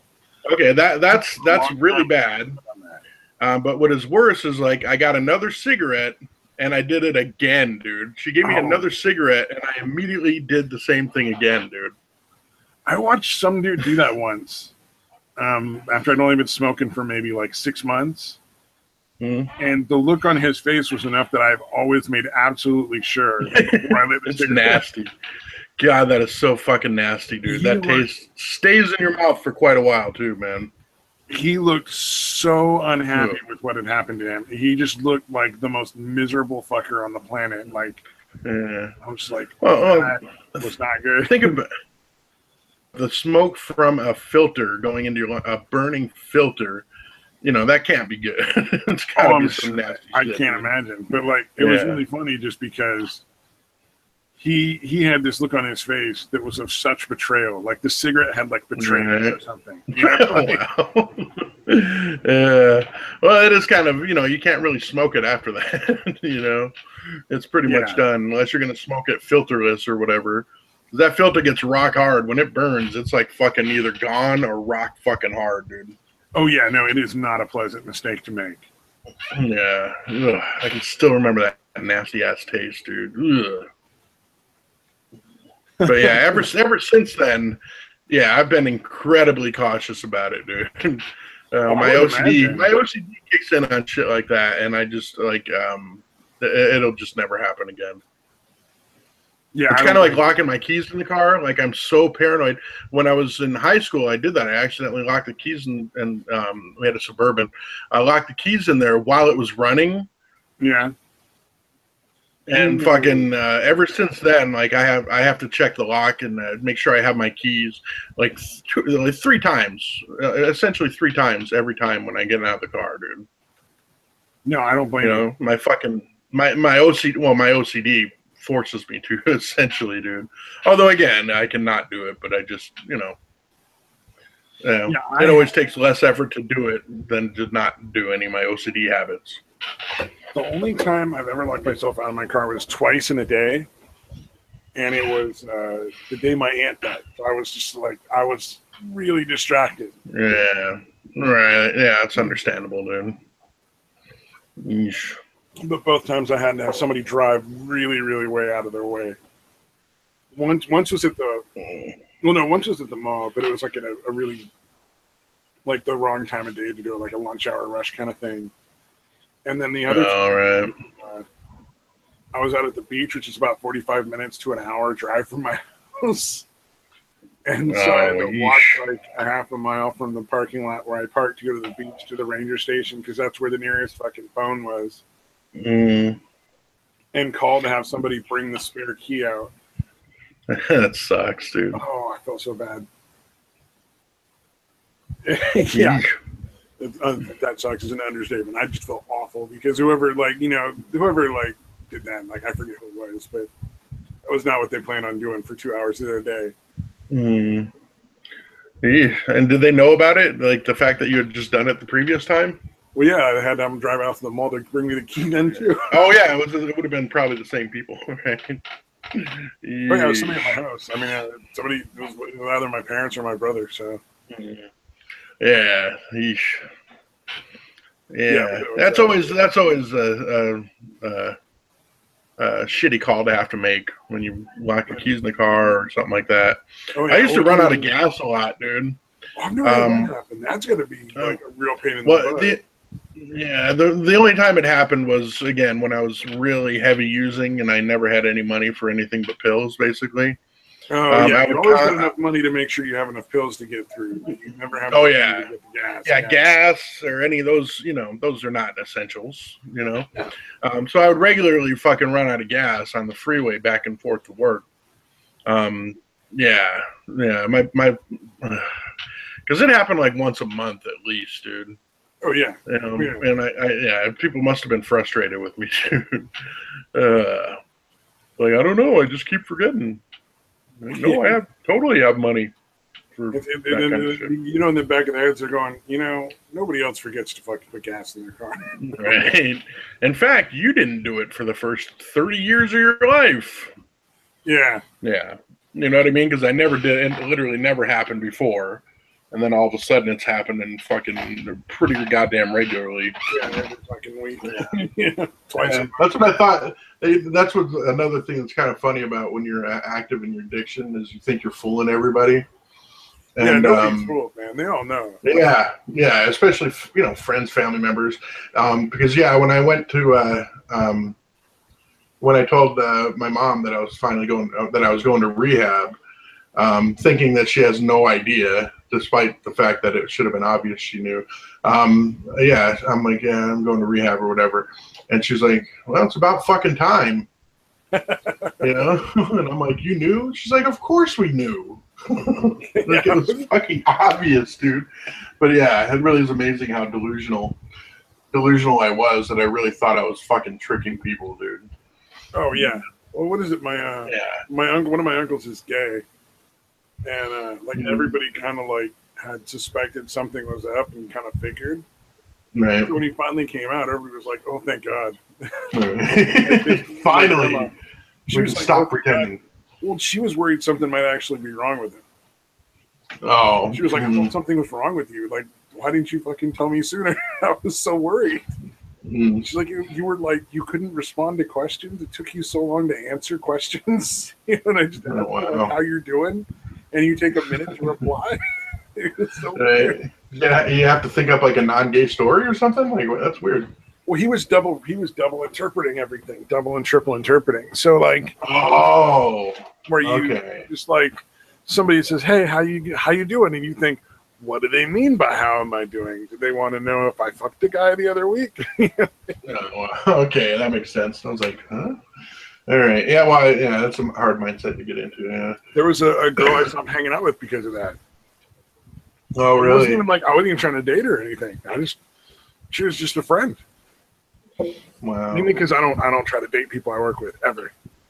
Yeah. I did once when I was like 19, and it did not end well. Yeah. And so I don't shit where you eat. If you work with people, you can't. At least for me, I'm only friends. Unless it's some situation where you're not actually seeing each other at work and not interacting at all. But even then, if I was really into some girl where I work now and she worked at a different house from me, I wouldn't be worried about it. Right. Because we would never see each other in the normal course of business. We would never work together. But if it was somebody who worked at the same house, like this is a girl who worked at the same house I did. No, I'm not going to try to date her. I hung out with her. We were like getting to be friends. We weren't. There was never any romantic thing in the offing. Like sometimes you just know you're not going to. Yeah, just for whatever reason, there's no chemistry. And in this particular time, the reason was that she was a lesbian. No, she was a drunk. She has an alcoholic issue. Oh, okay. I went the wrong way with that because of the whole gay thing. Okay. Yeah, she had this big thing where she'd be super proud if she could keep herself from getting drunk. And I was just like, yo, I'd love to hang out with you. We can be friends. You're a cool person. I'm not gonna date my dad. Right. In female form. Well, at least it seemed like you were aware of that whole thing early on and could kind of stop yourself from indulging in it. So that's pretty good. And this chick was smoking hot. So I think she got a little too wrapped up in the friendship, or maybe just I don't know, but she started crying when I stopped hanging out with her. I felt really bad. And we weren't That even does taking it. suck. I felt so bad, but at the same time, I was just like, Yeah. everything I say, this is it's like she's deciding what it means, unconnected with anything I actually say. Oh yeah. Well, yeah. That's If you understand an addict's mentality, it's everything is a fucking calamity. Everything is worst case scenario. So if you're going to something like that, and it always has to do with the insecurity of I'm not good enough. Everybody hates me, because this was another one that I kind of learned. And my doctor was kind of going over it with me is like if apparently when most people make a mistake, they're like, oh, hey, I messed up. I'll try to do better in the future. Most addicts, what they think when they make a mistake is, you're stupid. What the fuck is wrong with you? You're a piece of shit. Why can't you fucking do things right? One of the things when you're quitting smoking, you have to be able to forgive yourself. Yeah. And, you have to let that yourself. sounds cheesy. It really is true. You got to be like, anytime you have a cigarette or you slip or you decide to smoke again for a week, and you have to be able to say, accept it. you know what? It's okay, man. You'll do better next time. You really have to learn how to do that instead of be like, you're a piece of shit for smoking. Yeah, exactly. Yeah, no, that's a huge thing with with the addicts, man. Is oh my god, yeah, we just think we're the fucking worst. Incredibly insecure, dude. Well, And that was by far more than anything else is allowing myself to be imperfect is the biggest step, man. Well, and then part of the hating yourself makes you want to use more.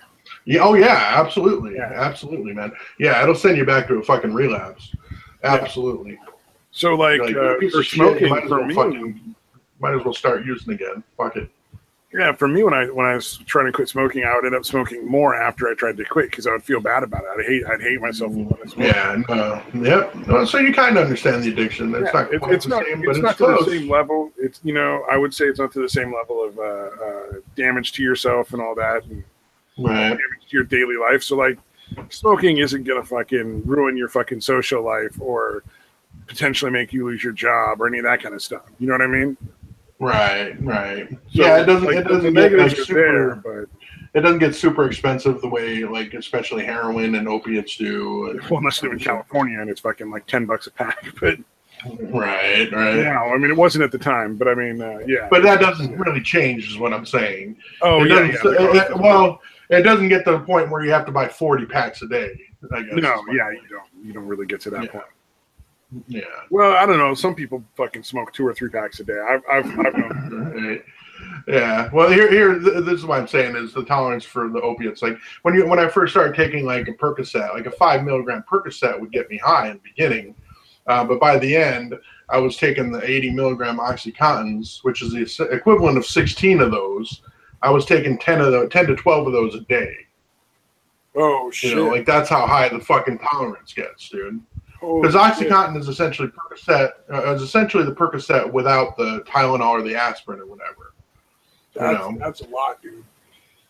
Yeah, that's how. Yeah, were you not aware of how the tolerance builds up for opiates, dude? No, I am. I just that it's I don't really deal with that end of it a lot. Yeah, a lot of. But no, literally. So essentially, the equivalent of like. 160 to 200 Percocets a day. Yeah, that's how bad the tolerance gets, dude. And usually the people I deal with are meth. It's very rare that we get anybody who is addicted to opiates. Oh, really? That's weird. At any given time, you're talking like 1 in 20, 1 in 30 clients. Yeah. Oh, because your mental health. You're talking about 15 and 20 or 15 and 30 clients. Actually, yeah, that makes sense. I keep forgetting that your mental health and not, you deal with addicts because mental health people generally are addicts. But exactly. We're not addiction first. We're mental health first. The only reason we have to deal with addiction is because so many mental health clients also are addicted. Mm-hmm.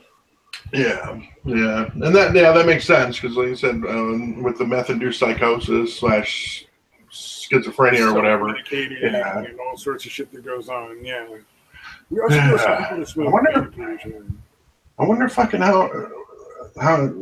it's just certain people develop the psychosis, or is it like something that's kind of inevitable if you do it long enough? Um, I'm trying to think of like, is my ex gonna fucking lose her mind at some point? Like, I mean, even more. It's inevitable. I think it's inevitable if you do it long enough with meth. Meth does a lot of damage to the brain, and it's pretty irreversible. Yeah, that was the other thing. Back to the full function of your brain. Yeah, that was the other thing. I would always, before I used any kind of drug, I always looked up the side effects, looked up the dangers before I ever used it. And I think that's another reason. I looked at the shit they use and what they use to make meth, and I'm like, that's fucking the dirtiest drug I've ever fucking seen. I'm not fucking using that. Yeah, well, like nicotine and opiates, you'll get back to full brain function eventually. Right. You know, they replace neuroreceptors in your brain for a while when you're on it, so that you become dependent. Because in order for your brain to function correctly, you need to put the stuff that is replacing the neuroreceptors, and it's so hard to go off them because withdrawals are essentially the period of time it takes for your brain to readjust and start making its stuff again. Yeah, like especially the endorphins. Like your body naturally produces that morphine-like substance, and then what it happens is it stops producing it because it's getting it from an outside source. You stop taking the pills, your body's still not. Is that you're overloading it, but then once it's overloaded, it decides it can't make it, should never make it again, and then it takes a while to readjust. Yeah, it's pretty crazy. Same thing with nicotine. Yeah. Nicotine replaces some of your neurotransmitters. Although it's not, you're not getting high because you're not overdoing it. It takes the place of some of the receptors. Yeah. And so, but yeah, you can definitely get better. That's kind of nice. But yeah, it seemed like meth is the worst. Alcohol has got to be the second worst as far as brain damage. Well, and I know I'm saying, like methamphetamine, you do not return to full brain function. Right. And I have seen that firsthand in numerous occasions. It is not you recover from.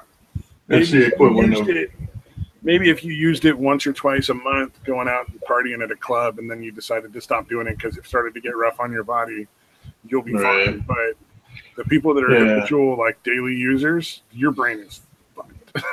Yeah. No, well, my ex was using, my ex is, again, based on what she tested for, it was pretty much around the clock that she was using it. Oh, yeah, usually. Probably, almost certainly still is. Oh, I would be shocked if she wasn't. I mean, honestly. Yeah. Most addicts don't just use occasionally. Yeah. And that's the thing. They don't just stop. You know, when you're hooked that bad, you don't just stop. Something has to make you stop, and it's usually going to be something to do with authority, whether it's the police or getting institutionalized, hospitalized. So, you know, there's got to be something. Losing your house, losing your family. You know, those kind of things. Yeah, even that is kind of iffy. Like, well, even getting arrested or overdosing and almost dying doesn't necessarily stop. Some of the things that can trigger people to be like, all right, I have to stop. You know. Yeah, and that's the thing is all those, even getting arrested, institutionalized, even that doesn't always make people stop. You know what I mean? No, I've seen that before too. Yeah, there's a lot of people who just get out of jail and go right back to it. Yeah, or people that literally just overdose and almost died that can't wait to get back out there and start getting high again. Yep, it's insane. Well, that OD was a great high, you know, right up until it almost killed him. Right until the heart-stopping part. Yeah. Oh, fucking! What was it? I was listening to Sofane or whatever, telling a story about how he was doing like cocaine and Quaaludes. Oh, wow. And he would pop Quaaludes until he started getting too tired, and then he would do a bunch of cocaine until he got back up. And his heart stopped because he did so many downers. Wow. And like they had to fucking, one of the people he was hanging out with, I guess they had like a EMT somewhere, like a guy who had EMT experience there. Oh, wow. And he did a thing where, like, I guess if you break the fucking cartilage between the two halves of your rib cage in the middle, it's similar to getting an epinephrine shot straight to the heart, like an adrenaline shot. Oh, wow. And so, that guy, basically it's called a chest massage or something, but really what it is, you use your knuckle and drive it in and break the fucking connection between the two ribs. Wow. That's pretty crazy, man. Yeah. Well, I mean, I've never heard that. with CPR, like when you do CPR, you're gonna break ribs. Right. Yeah, one of the things they Yeah. warn you about when you take the class is like, hey, you're gonna get a snap, crackle, pop. Keep going. Right. Don't stop. Yeah, if you because crack broken ribs to and save a life, dead it's are not a two big different deal. things. Huh? Right. Yeah. Yeah, breaking ribs to save a life is not such a bad trade-off. Yeah, that's what they say. They're like, look, the guy would rather have broken ribs than be dead, so keep going. Right. And then once you start, you can't stop legally. You have to keep going until exhaustion, or until somebody else more competent comes to take over. Right. Until the paramedics show up, basically. Yeah, that's crazy, man. Although, do you have the Good Samaritan laws there too? Like, We do have the Good Samaritan laws. Yeah. yeah. Do you have to also also want help? You have to respect that. Yeah, it's the same here. Okay, that's kind of what I was getting at. Yeah. The fact that they say "fuck you, fuck off," but then if they once they pass out, you're kind of obligated to help them, no matter what they say, or what they said. No, you're not. Yeah. Oh, really? No, you can choose to. I think you can choose not to act. You should. Right. Whether you offer first aid or CPR is entirely up to you. You don't have to order it. You don't have to do them. You're not obligated to do them. So, I mean, look, morally, I agree with you. I'm just saying, legally speaking, you're not required. Like I'm first aid certified. If I see an accident, I can just drive by. I don't have to stop and help. There's no legal requirement for me to do that. Yeah, I thought this one was that. I would stop and help, especially if there was nobody else there. But I'm not required to. Yeah, and maybe I'm thinking of it wrong. Maybe I'm thinking of if you come across someone that's conscious and they say they don't want help, then you don't help them, don't have to. But if you come across someone that you hadn't talked to and they're unconscious, I think there's something like you have to render aid. Well, I could be wrong about that too. Yeah. So I came across a dude who was literally crawling across the parking lot trying to get to his car. And it was obvious, like, there was something really wrong with his hip and his leg. And, they looked broken. And I'm like, look, man, do you need help? You need to stop and just lay down and I'll get an ambulance for you. And he's like, no, I'm fine. Don't worry about it. So I called an ambulance anyway because I just walked away. So I'm like, I'm not getting involved in this shit. People came over and started trying to help him to his car so he could drive, but he couldn't walk. And I went over and discreetly was like, fucking distract him for 10 minutes. You know, like, and they ended up taking it. So, yeah, but pretty weird. I was not allowed to do any first aid after he said he didn't want help. Yeah. And if he'd fallen unconscious, I wouldn't have been obligated to. I mean, I'm not saying I wouldn't have helped. I just I'm trying to think. Like I said, I think I maybe have crossed that up with the whole. If you come across somebody as unconscious, so it might be a mandated. You might be thinking mandated reporter. I'm legally obligated to report abuse if I know it to be happening. Not just if somebody tells me. I don't have to. I have to. If it's something I see. If there's a reasonable belief. So, like, nobody needs to tweet me a bunch of bullshit. It's not gonna fucking work. Yeah. Let's see. Arizona's Good Samaritan law does not impose. I think doctors are obligated to help people if they come across an unconscious person. Let's see. I don't know. This one, it says Arizona's Good Samaritan law does not impose a duty to help people or criminal liability for failure to act. All right. So it says technically, Jerry and the gang. Oh yeah, the last episode of Seinfeld. It says you can act like that and not go to jail. Okay. You remember the last episode of Seinfeld, right, where they went to jail for doing nothing? Oh yeah. Yeah. You're not familiar with that? No, I didn't see that. All right. Well, you know how the show was about nothing, or that was the whole thing. Is when they pitched the show originally, they're like, it's a show about nothing. So the joke at the very last episode was the fact that they were watching a crime being committed and they didn't do anything. Oh. So they went to jail for doing nothing. And that was the end of the show because they were all in jail. Right. So how do you not know that? What fucking rock? Like, even people that don't watch that show are aware of what happened at the end, dude. No, I never was into Seinfeld, man. I don't know. Yeah, well, Keep in mind, I don't really watch a lot of mainstream stuff, too. Yeah. So I guess. Well, that was quite a while ago. I thought, I thought everybody was aware of that, even if they didn't watch the I haven't show. been a TV watcher for years, probably a couple of decades. Yeah, Like I watched that's TV true. a I little haven't bit watched in high school, but man, I never was really that into it. Yeah, I was always more into playing video games and stuff. Yeah, honestly, I haven't watched a lot of network TV in probably a couple of decades. The only things that I watched that were on network TV is shit that they reran on like Cartoon Network or TBS or Yeah. you know what I mean? Yeah, that's true. But yeah, I thought that was more of a common knowledge pop culture type thing that everybody knew. I was never into Seinfeld, man. It just never appealed to me. Yeah. I liked it. It wasn't. I wasn't like thrilled with it, but I thought I liked it. I enjoyed it. But again, it wasn't something I was like, oh, I have to watch it. But some of them were good. Some of them were all right. I've seen a few episodes. Yeah, no, I've seen like I don't know, like George dating somebody or something. Like I've seen that a couple times, and that was weird. Mm-hmm. Yeah, George's character. I've seen one really with like weird. the evil neighbor Newman or whatever his name is, like because he was also the guy in like Jurassic Park. Right. Yeah. Him and Jerry hated each other. Yeah. And that was entertaining, but not super like. I mean, not the best thing in the world I've seen, but not terrible. Yeah. No, it was actually a pretty decent show, dude. But again, it wasn't something that I was completely locked in on. But I am surprised that you didn't know about the ending. That's all I'm saying. I'm not judging you. I'm just expressing my surprise. I don't know much about South Park either, and that's a big one that everybody seems to know about.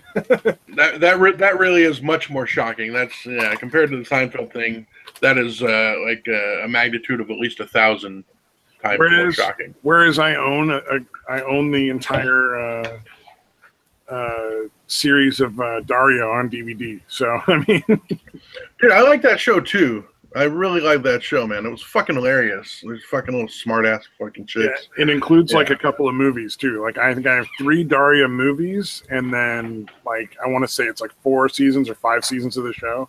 Oh wow! On DVD. I didn't even know there was movies, dude. Yeah, there were 3 of them.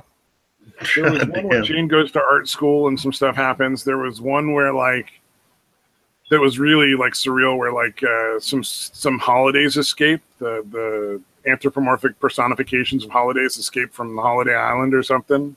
Oh yeah. Yeah, like all Christmas. Right. You know, Christmas is a person, and St. Patrick's Day is like a person, and I forget which one of them. Like a couple escape and try to form a band. That's weird. Yeah, that's that one is fucking bizarre. I forget. Yeah, that has nothing. Yeah, none of the episodes were like that. That's fucking, you know what I mean? Weird shit like that. Yeah, and then one of the movies was her going to college, I think. Oh, really? Or her getting ready and leaving for college. So, like, basically, or maybe that was the end of the season. I don't remember. It's been a long time. No, I really like that show, and I kind of felt weird that it was on the logo channel. And I was like, is liking Daria as a gay thing? I did not know that. Not, and it was never about being gay. Yeah. No, but apparently it's really popular with gay people, is what I'm saying. Oh, because of her relationship with fucking... I have no idea what the reason is. I just know they show it a lot on the logo channel. Yeah. No, like I said, I never looked into the actual reasons why, but I was just like, I watched something and I really like a show that they're showing a lot on the gay lesbian channel. Okay, so episodes. So 5 seasons of the show. And then what were the films? Now my internet doesn't want to fucking load it. I think Trent was my favorite character in the whole show, dude. That makes sense. Fucking guy. You remember the one where he went back to him and Jane went back to the family reunion or whatever? Yes, that was fucking hilarious. Yeah, dude. That part where his uncle goes up to him, he's like, you know what, Trent, I always liked you. You know why? He's like, yeah, why's that? 'Cause you're a bum.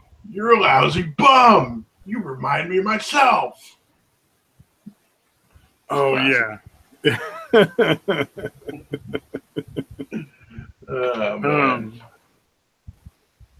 There was. It says there were 2 movies, but I want to say there were 3 because I fucking own the DVD collection. Yeah, I've never here's heard of a movies, man. No, is it fall yet and is it college yet? Apparently, those are the only 2 movies. Maybe the holiday one was like a special season, like a special episode. Oh, like a 2-parter, or like a 2-parter, like a not part of the series, but just like a couple episodes. Yeah, could be. Yeah, I don't remember ever seeing that one. I think I like that better than Beavis and. I think I might have liked that show better than Beavis and Butthead. Yeah, I can see that. Well, there's a lot of people that are hoping for what do you call it? Like a resurgence of Daria, but with live action, like real people. Because there really wasn't that much that needed to be animated. Yeah, like it could have just been actors and actresses. I don't think it would be. I don't think it would be worth it. I don't think you could capture the same magic. But I know there was a lot of interest in that. Yeah, I would rather if it came back. I would rather it still stay animated. But that was another. That was obviously a spin-off. Daria was not in that many episodes of Beavis and Butthead. I'm kind of surprised they did a fucking spin-off based on the few times she was on there. Depth Takes a Holiday was the 3rd episode of the 3rd season of Daria. And that's where the holidays escaped. Interesting. Yeah, I don't remember that one at all, man. I think there's fan fiction. There's fan fiction of it. Holy shit, Daria is...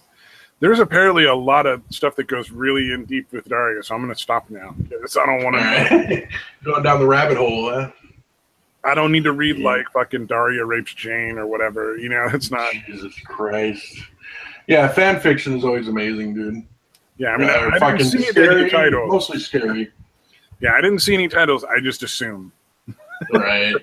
Yeah. Yeah, it's definitely happening. You know, it's definitely, that fan fiction definitely exists, dude. Yeah. Oh, for sure. But, yeah. I've never actually sat down and wrote any fan fiction about anything, dude. The only one I ever watched, or the only one I ever wrote was Magog and Failure. And that was just to be an asshole, just like for fun. Yeah. People like right. Yeah. No, I think I remember that. I think I remember them reading that on a live stream, dude.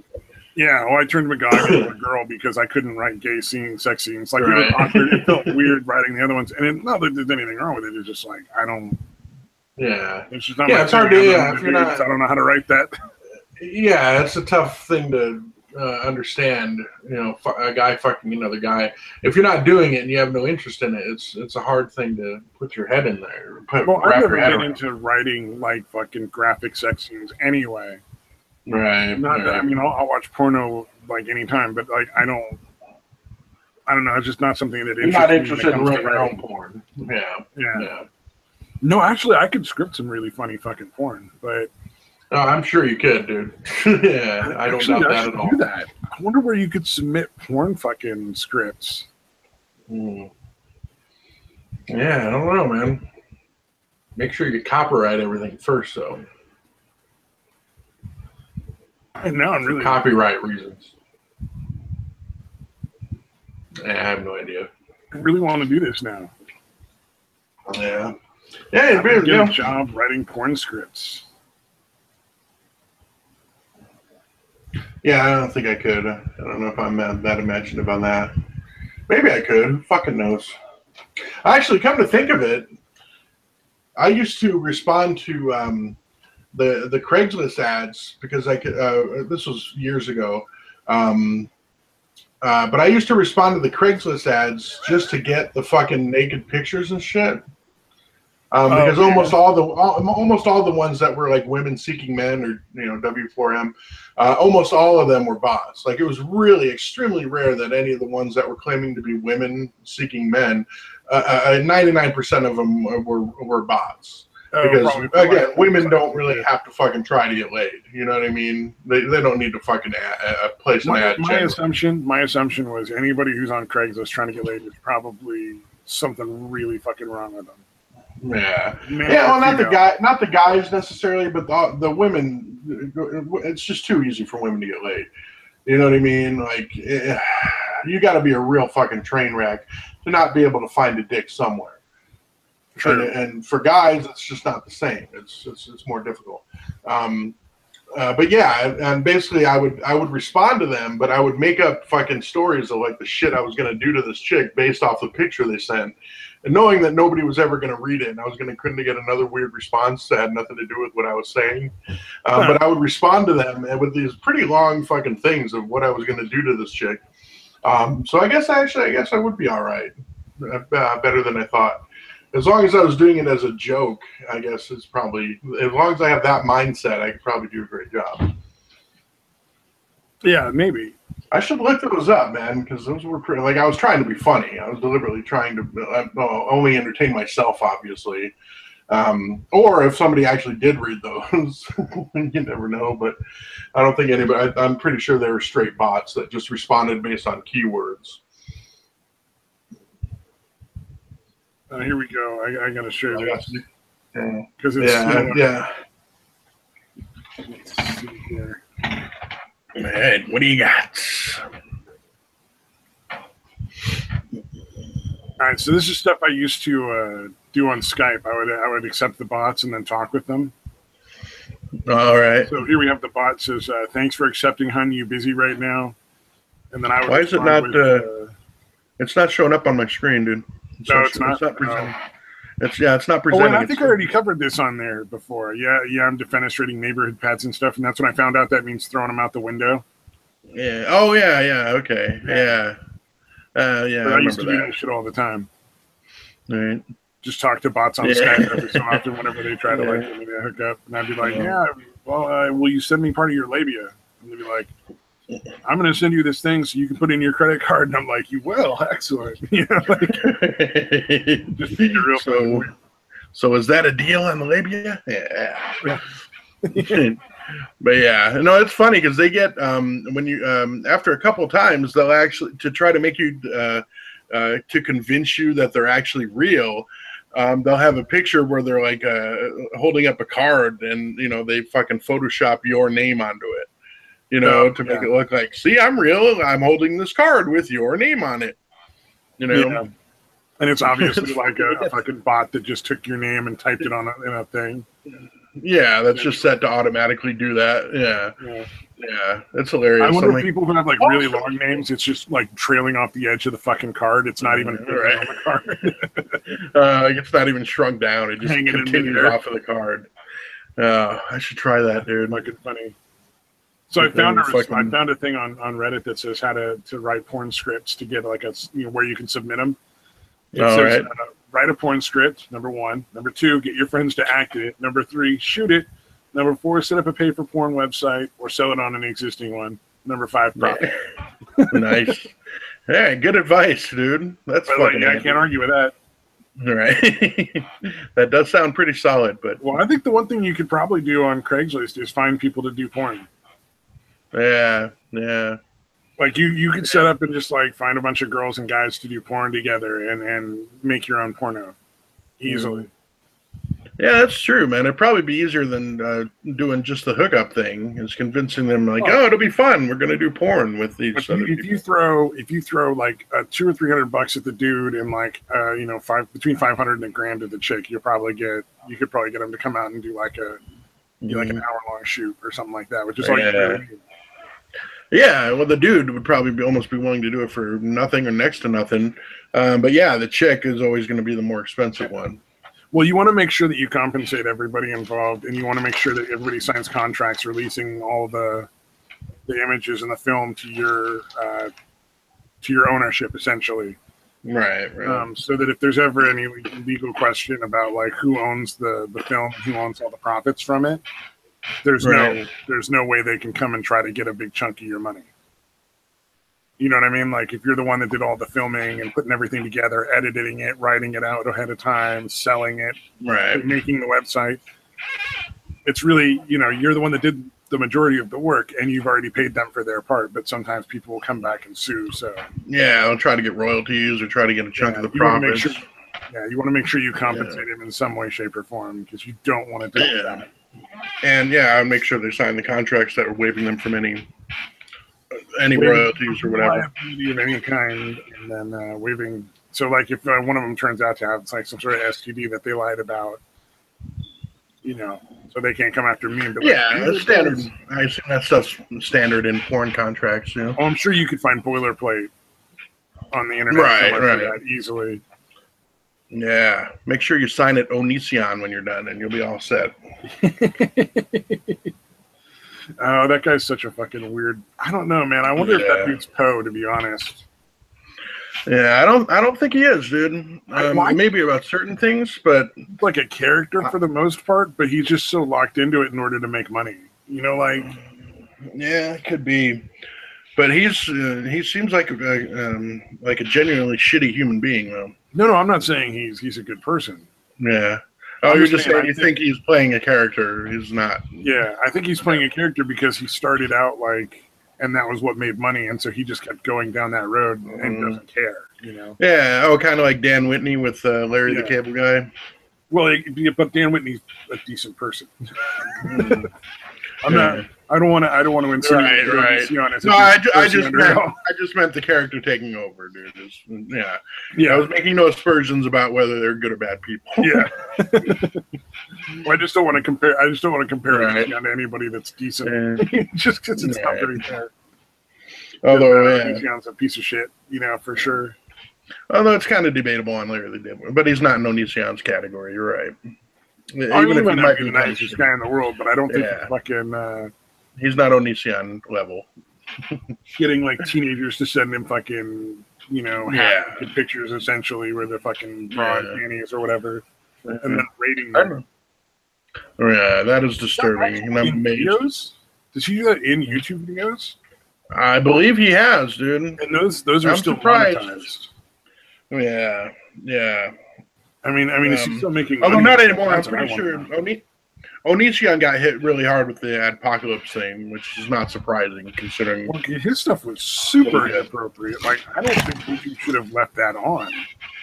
No, that should have been shut down years ago. Yeah. Yeah, well, it's just like the dude, who's the guy that does the fucking kissing pranks, the fucking bullshit kissing pranks? That's just fucking... what the fuck's his name? Does he just go around and kiss people when they're not looking or something? No, but he pays actresses to pretend that he made this Muslim chick in a hijab make out with him right away, or that kind of shit. Oh, okay. Yeah, they're all paid actresses. They're like a pregnant chick, getting her to make out with him. He's hiring an actress, a pregnant actress, to make out with him and make it look like he just came up and he has this game that so much. I know there was a guy.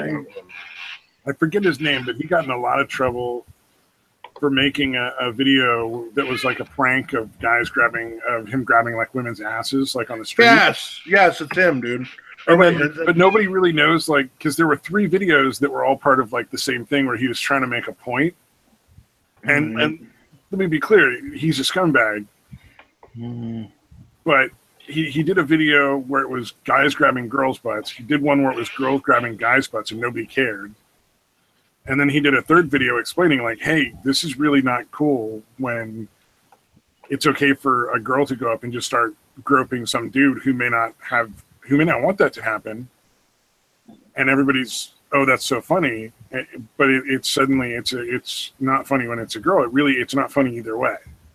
Right. And I think he made a really good point because he was also this happens to me at conventions all the time, when I go to YouTube or, video conventions and people think it's okay to just, grope me. And I don't appreciate it. And I think it's something that needs to be talked about. Because it seems to be that it's considered acceptable. And people flip their shit. Lacey Green trying to get his channel canceled and went all fucking ape shit on him. And my whole thing was I remember my brother got all mad about it. And I'm like, dude, every important message doesn't come with a fucking blanket and a fucking warm glass of milk. You don't get nap time, you know, right after every lesson that you have to learn in life. Like it was a shitty way to do it. Everybody was paid actors and actresses. Nobody was just random off the street. Yeah, but you're right. It gives it can or they whoever's right, you know, that does kind of make it seem like it's a little bit acceptable. And yeah, it was an important thing, and I think it was an important message, and it got lost in the drama of Lacey Green trying to shut him down and all these SJWs going after him. And it was Sam Pepper. Yeah. I was looking it up. I got that. Yeah, he's not a great guy. He's a pretty shitty dude, but he's done some pretty creepy shit too. So I mean, he's certainly not totally innocent.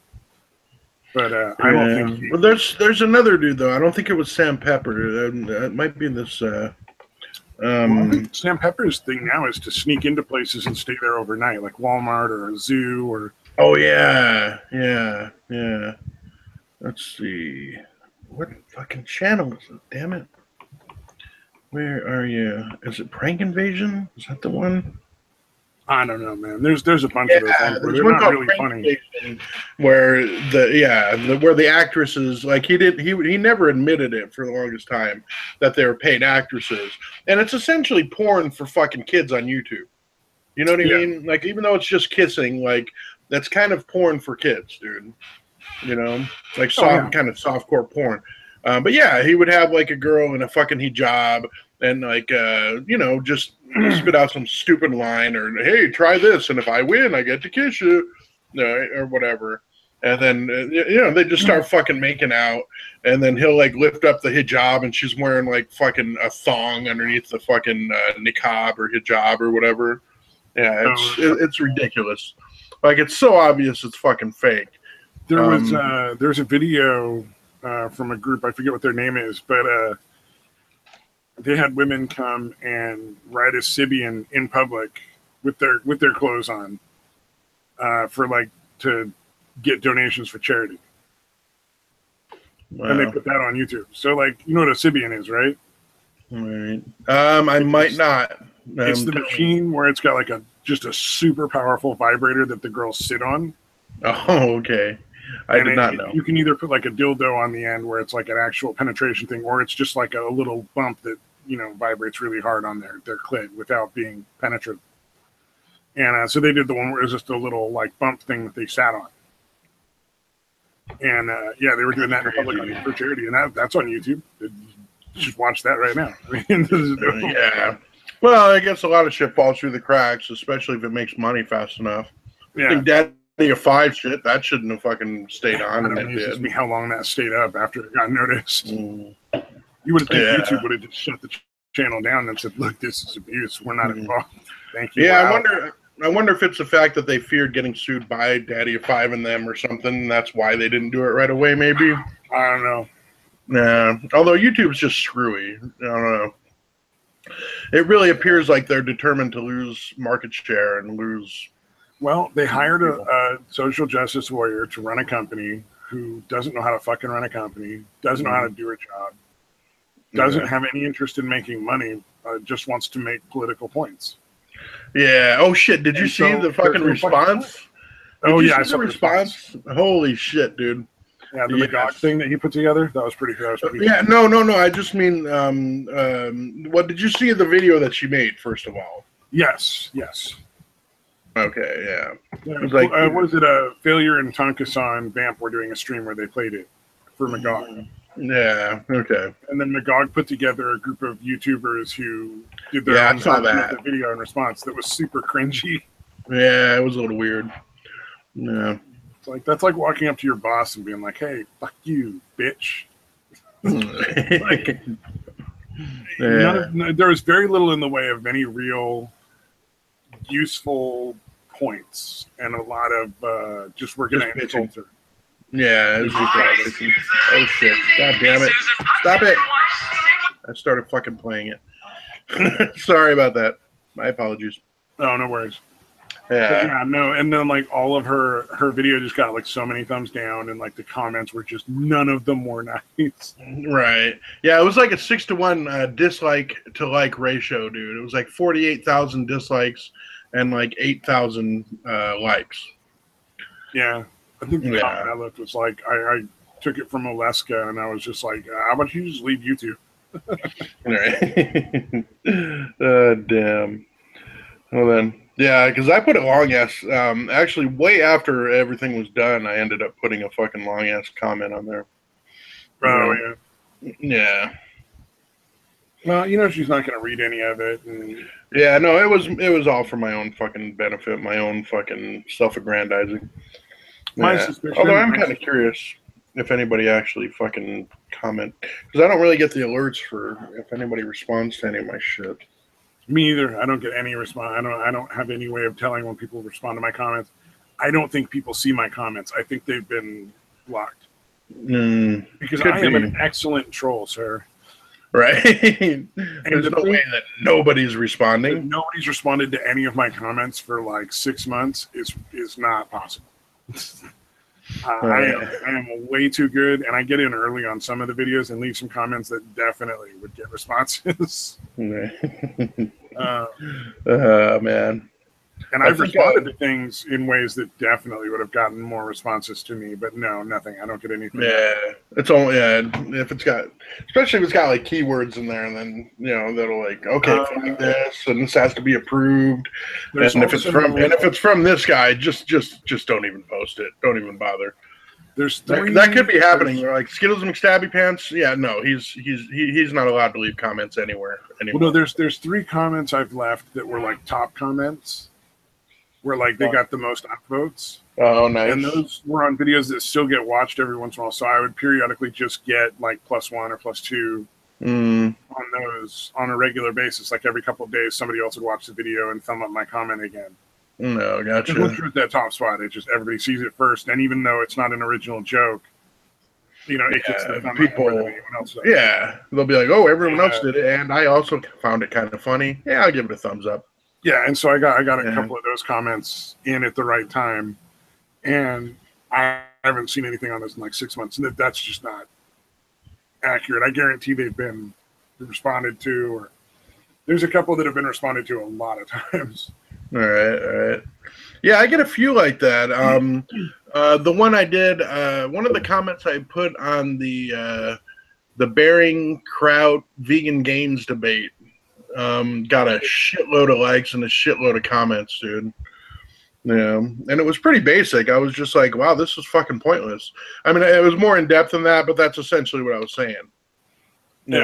This is a waste of fucking time, and you shouldn't even have fucking bothered with it. Oh yeah, no, it's never worthwhile to argue with a vegan. Yeah, and that was the very first one, and I was like, yeah, even this one, not worth it, and definitely not any of the ones since. Like they're all fucking pointless, dude. Even if he had valued fucking, even if he wasn't a fucking lunatic, just well, at the end of the day, you can be healthy as a vegan. You can be healthy not being a vegan, and really nobody should give a shit. And there's no reason in arguing with the militant vegans, because it's not like they can make you stop eating meat. Yeah. It's not like they're going to take away your right to fucking have a burger. So who fucking cares? Yeah, that's what I mean. That's why I was like, this is fucking pointless. There's no reason to have this debate, because nobody's going to get their mind changed one way or the other. Yeah. And, it's just a bunch of bullshit, especially knowing how fucking full of shit Vegan Gains is with his it's immoral to eat meat. Like, yeah. Well, but it's totally immoral to watch your grandfather having a heart attack and film him and go, see, this is what eating meat does, or almost like killing your dog. Any debate where there's no moderator on YouTube, where it's just two people on the channel going at each other, and it's like, it's never gonna work, dude. Yeah, like I've been in a debate. There was a moderator. It was civil. Everything was polite. It didn't get out of hand, and we both got some really good information out there to people. Yeah. You pretty much have to, and it's got to be a moderator that's like as close to objective as possible. Yeah, but if there was like an unmoderated debate, I wouldn't even bother. I mean, I'll have a discussion with somebody as long as we're both civil, but I'm not going to sit and do unmoderated debates. We used to do that on the show before. We called it Chatterbox all the time, and it was not intentional. It was just somebody would get pissed off about something I said and start yelling at me, and it was just like, and I'm not going to just change my mind and roll over because somebody feels like they have the right to shout me into fucking agreeing with them. Yeah. Nothing says you're right more than having to shout somebody else down. Yeah. And it just got kind of out of hand, and that's kind of one of the reasons. Not the biggest reason. The biggest reason was it became like work, but that's one of the reasons why I was like, I got to take a break from this for a while. Well, it sucks, man. Yeah, dude. Susan, dude. Is it okay if I read the comment from the Susan W video? It's her comment that she pinned. Yeah. And this is what it says. It says, "Thank you for all the comments. I've been reading them closely and take your feedback seriously. One of the main reasons I started my channel was to have a place to talk with creators and viewers about the important topics around YouTube. In future videos, I'll be responding to creator and viewer questions and feedback about YouTube. Please stay tuned." Yeah. The first comment on there just says, "Why?" One that says, I want to read the replies, dude. If you're tired of this, just stop me. But the next one says, I doubt you'll do any of that. You are deaf by choice." All right. Next one says, you can just simply try to fix the problem, fix demonetization. Next one just says lies. Jesus, dude. Oh, man. Just lies, that's it? Yeah. Just the word lies. That's all it says, dude. Dude, that's fucking funny because it's true, though.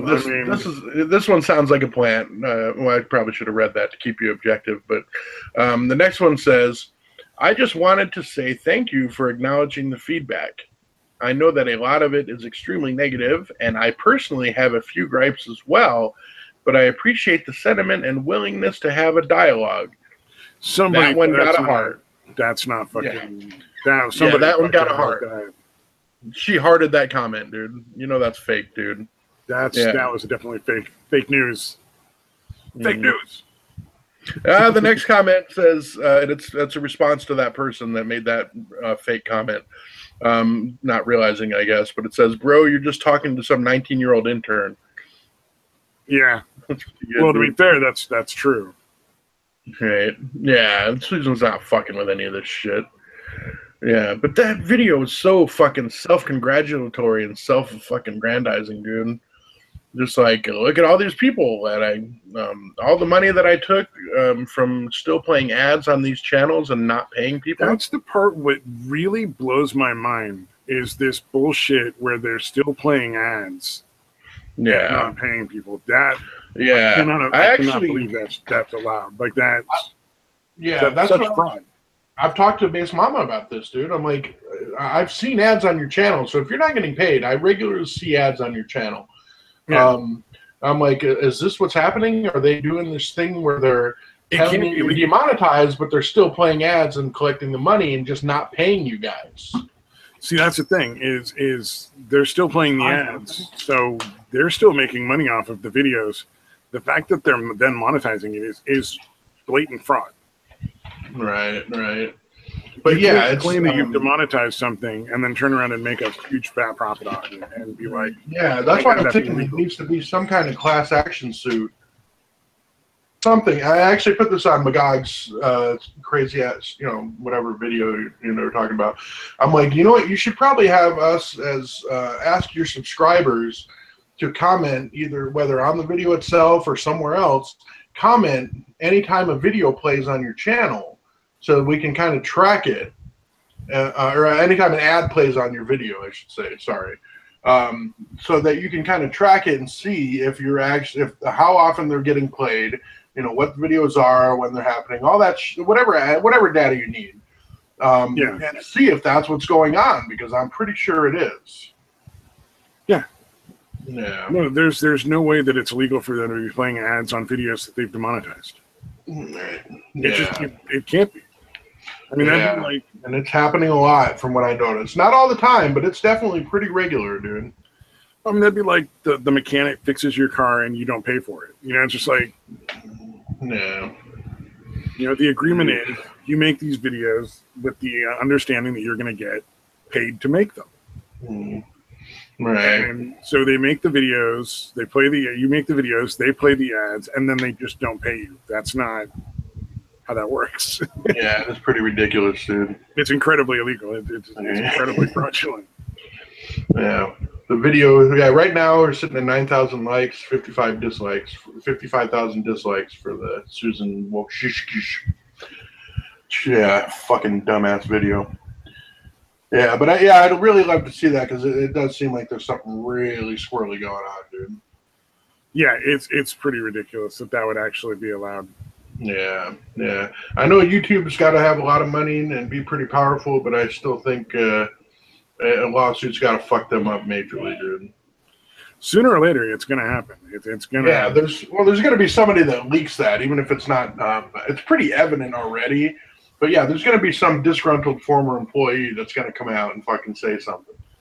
Well, look, they're charging based on the number of times people view their ads, and these people are benefiting from the ads. So either A, they're getting ripped off because people aren't paying for it, or B, they're ripping off, YouTube's ripping off their creators. Yeah, and Base Mom was telling me, or I don't know, you probably know this as well. I mean, you at least put videos on your channel. Or well, you don't. Have you monetized any of yours? You haven't. I no longer have the choice. Oh, really?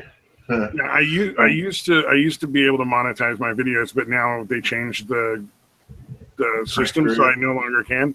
Which it doesn't fucking matter because I never made money anyway. But right. But yeah, I think what she was telling me is there's an agreement that you fucking agree to that YouTube obviously has agreed to as well, and they're obviously breaking that agreement, dude. Yeah, by not paying them, you know. So we'll see. I don't know when it's going to happen, but it's got to happen. You know. Well, there already are some lawsuits against YouTube for various things. One of them is you're in a business contract and they refuse to tell you whether or not you can make money off of the stuff you make, or how to make it so that you can get paid for your video. That's not legal. But I think they should. They can't just not tell you. Yeah, they're doing a lot of squirrely shit, dude. Well, I mean, like, legitimately, they can't just be like, well, if you make this video, we're going to pay you. And that's a big maybe because we're just going to randomly decide without giving you any criteria whatsoever that's reliable whether or not to pay you for the video. Yeah. All right, man. I hate to do this, man, because I'd really like to get into this, but my son's already home, dude. I don't know if you heard him. I was about to say, like, we should wrap this shit up. Because we can go on for another hour easily and on this shit. Well, maybe we'll get into it more on Sunday if we're still willing up to it, you know? Yeah, we'll find out where it goes. All right, right on. Thanks, anybody, for joining us. Stabby Pants and Dave Twat Qua signing off.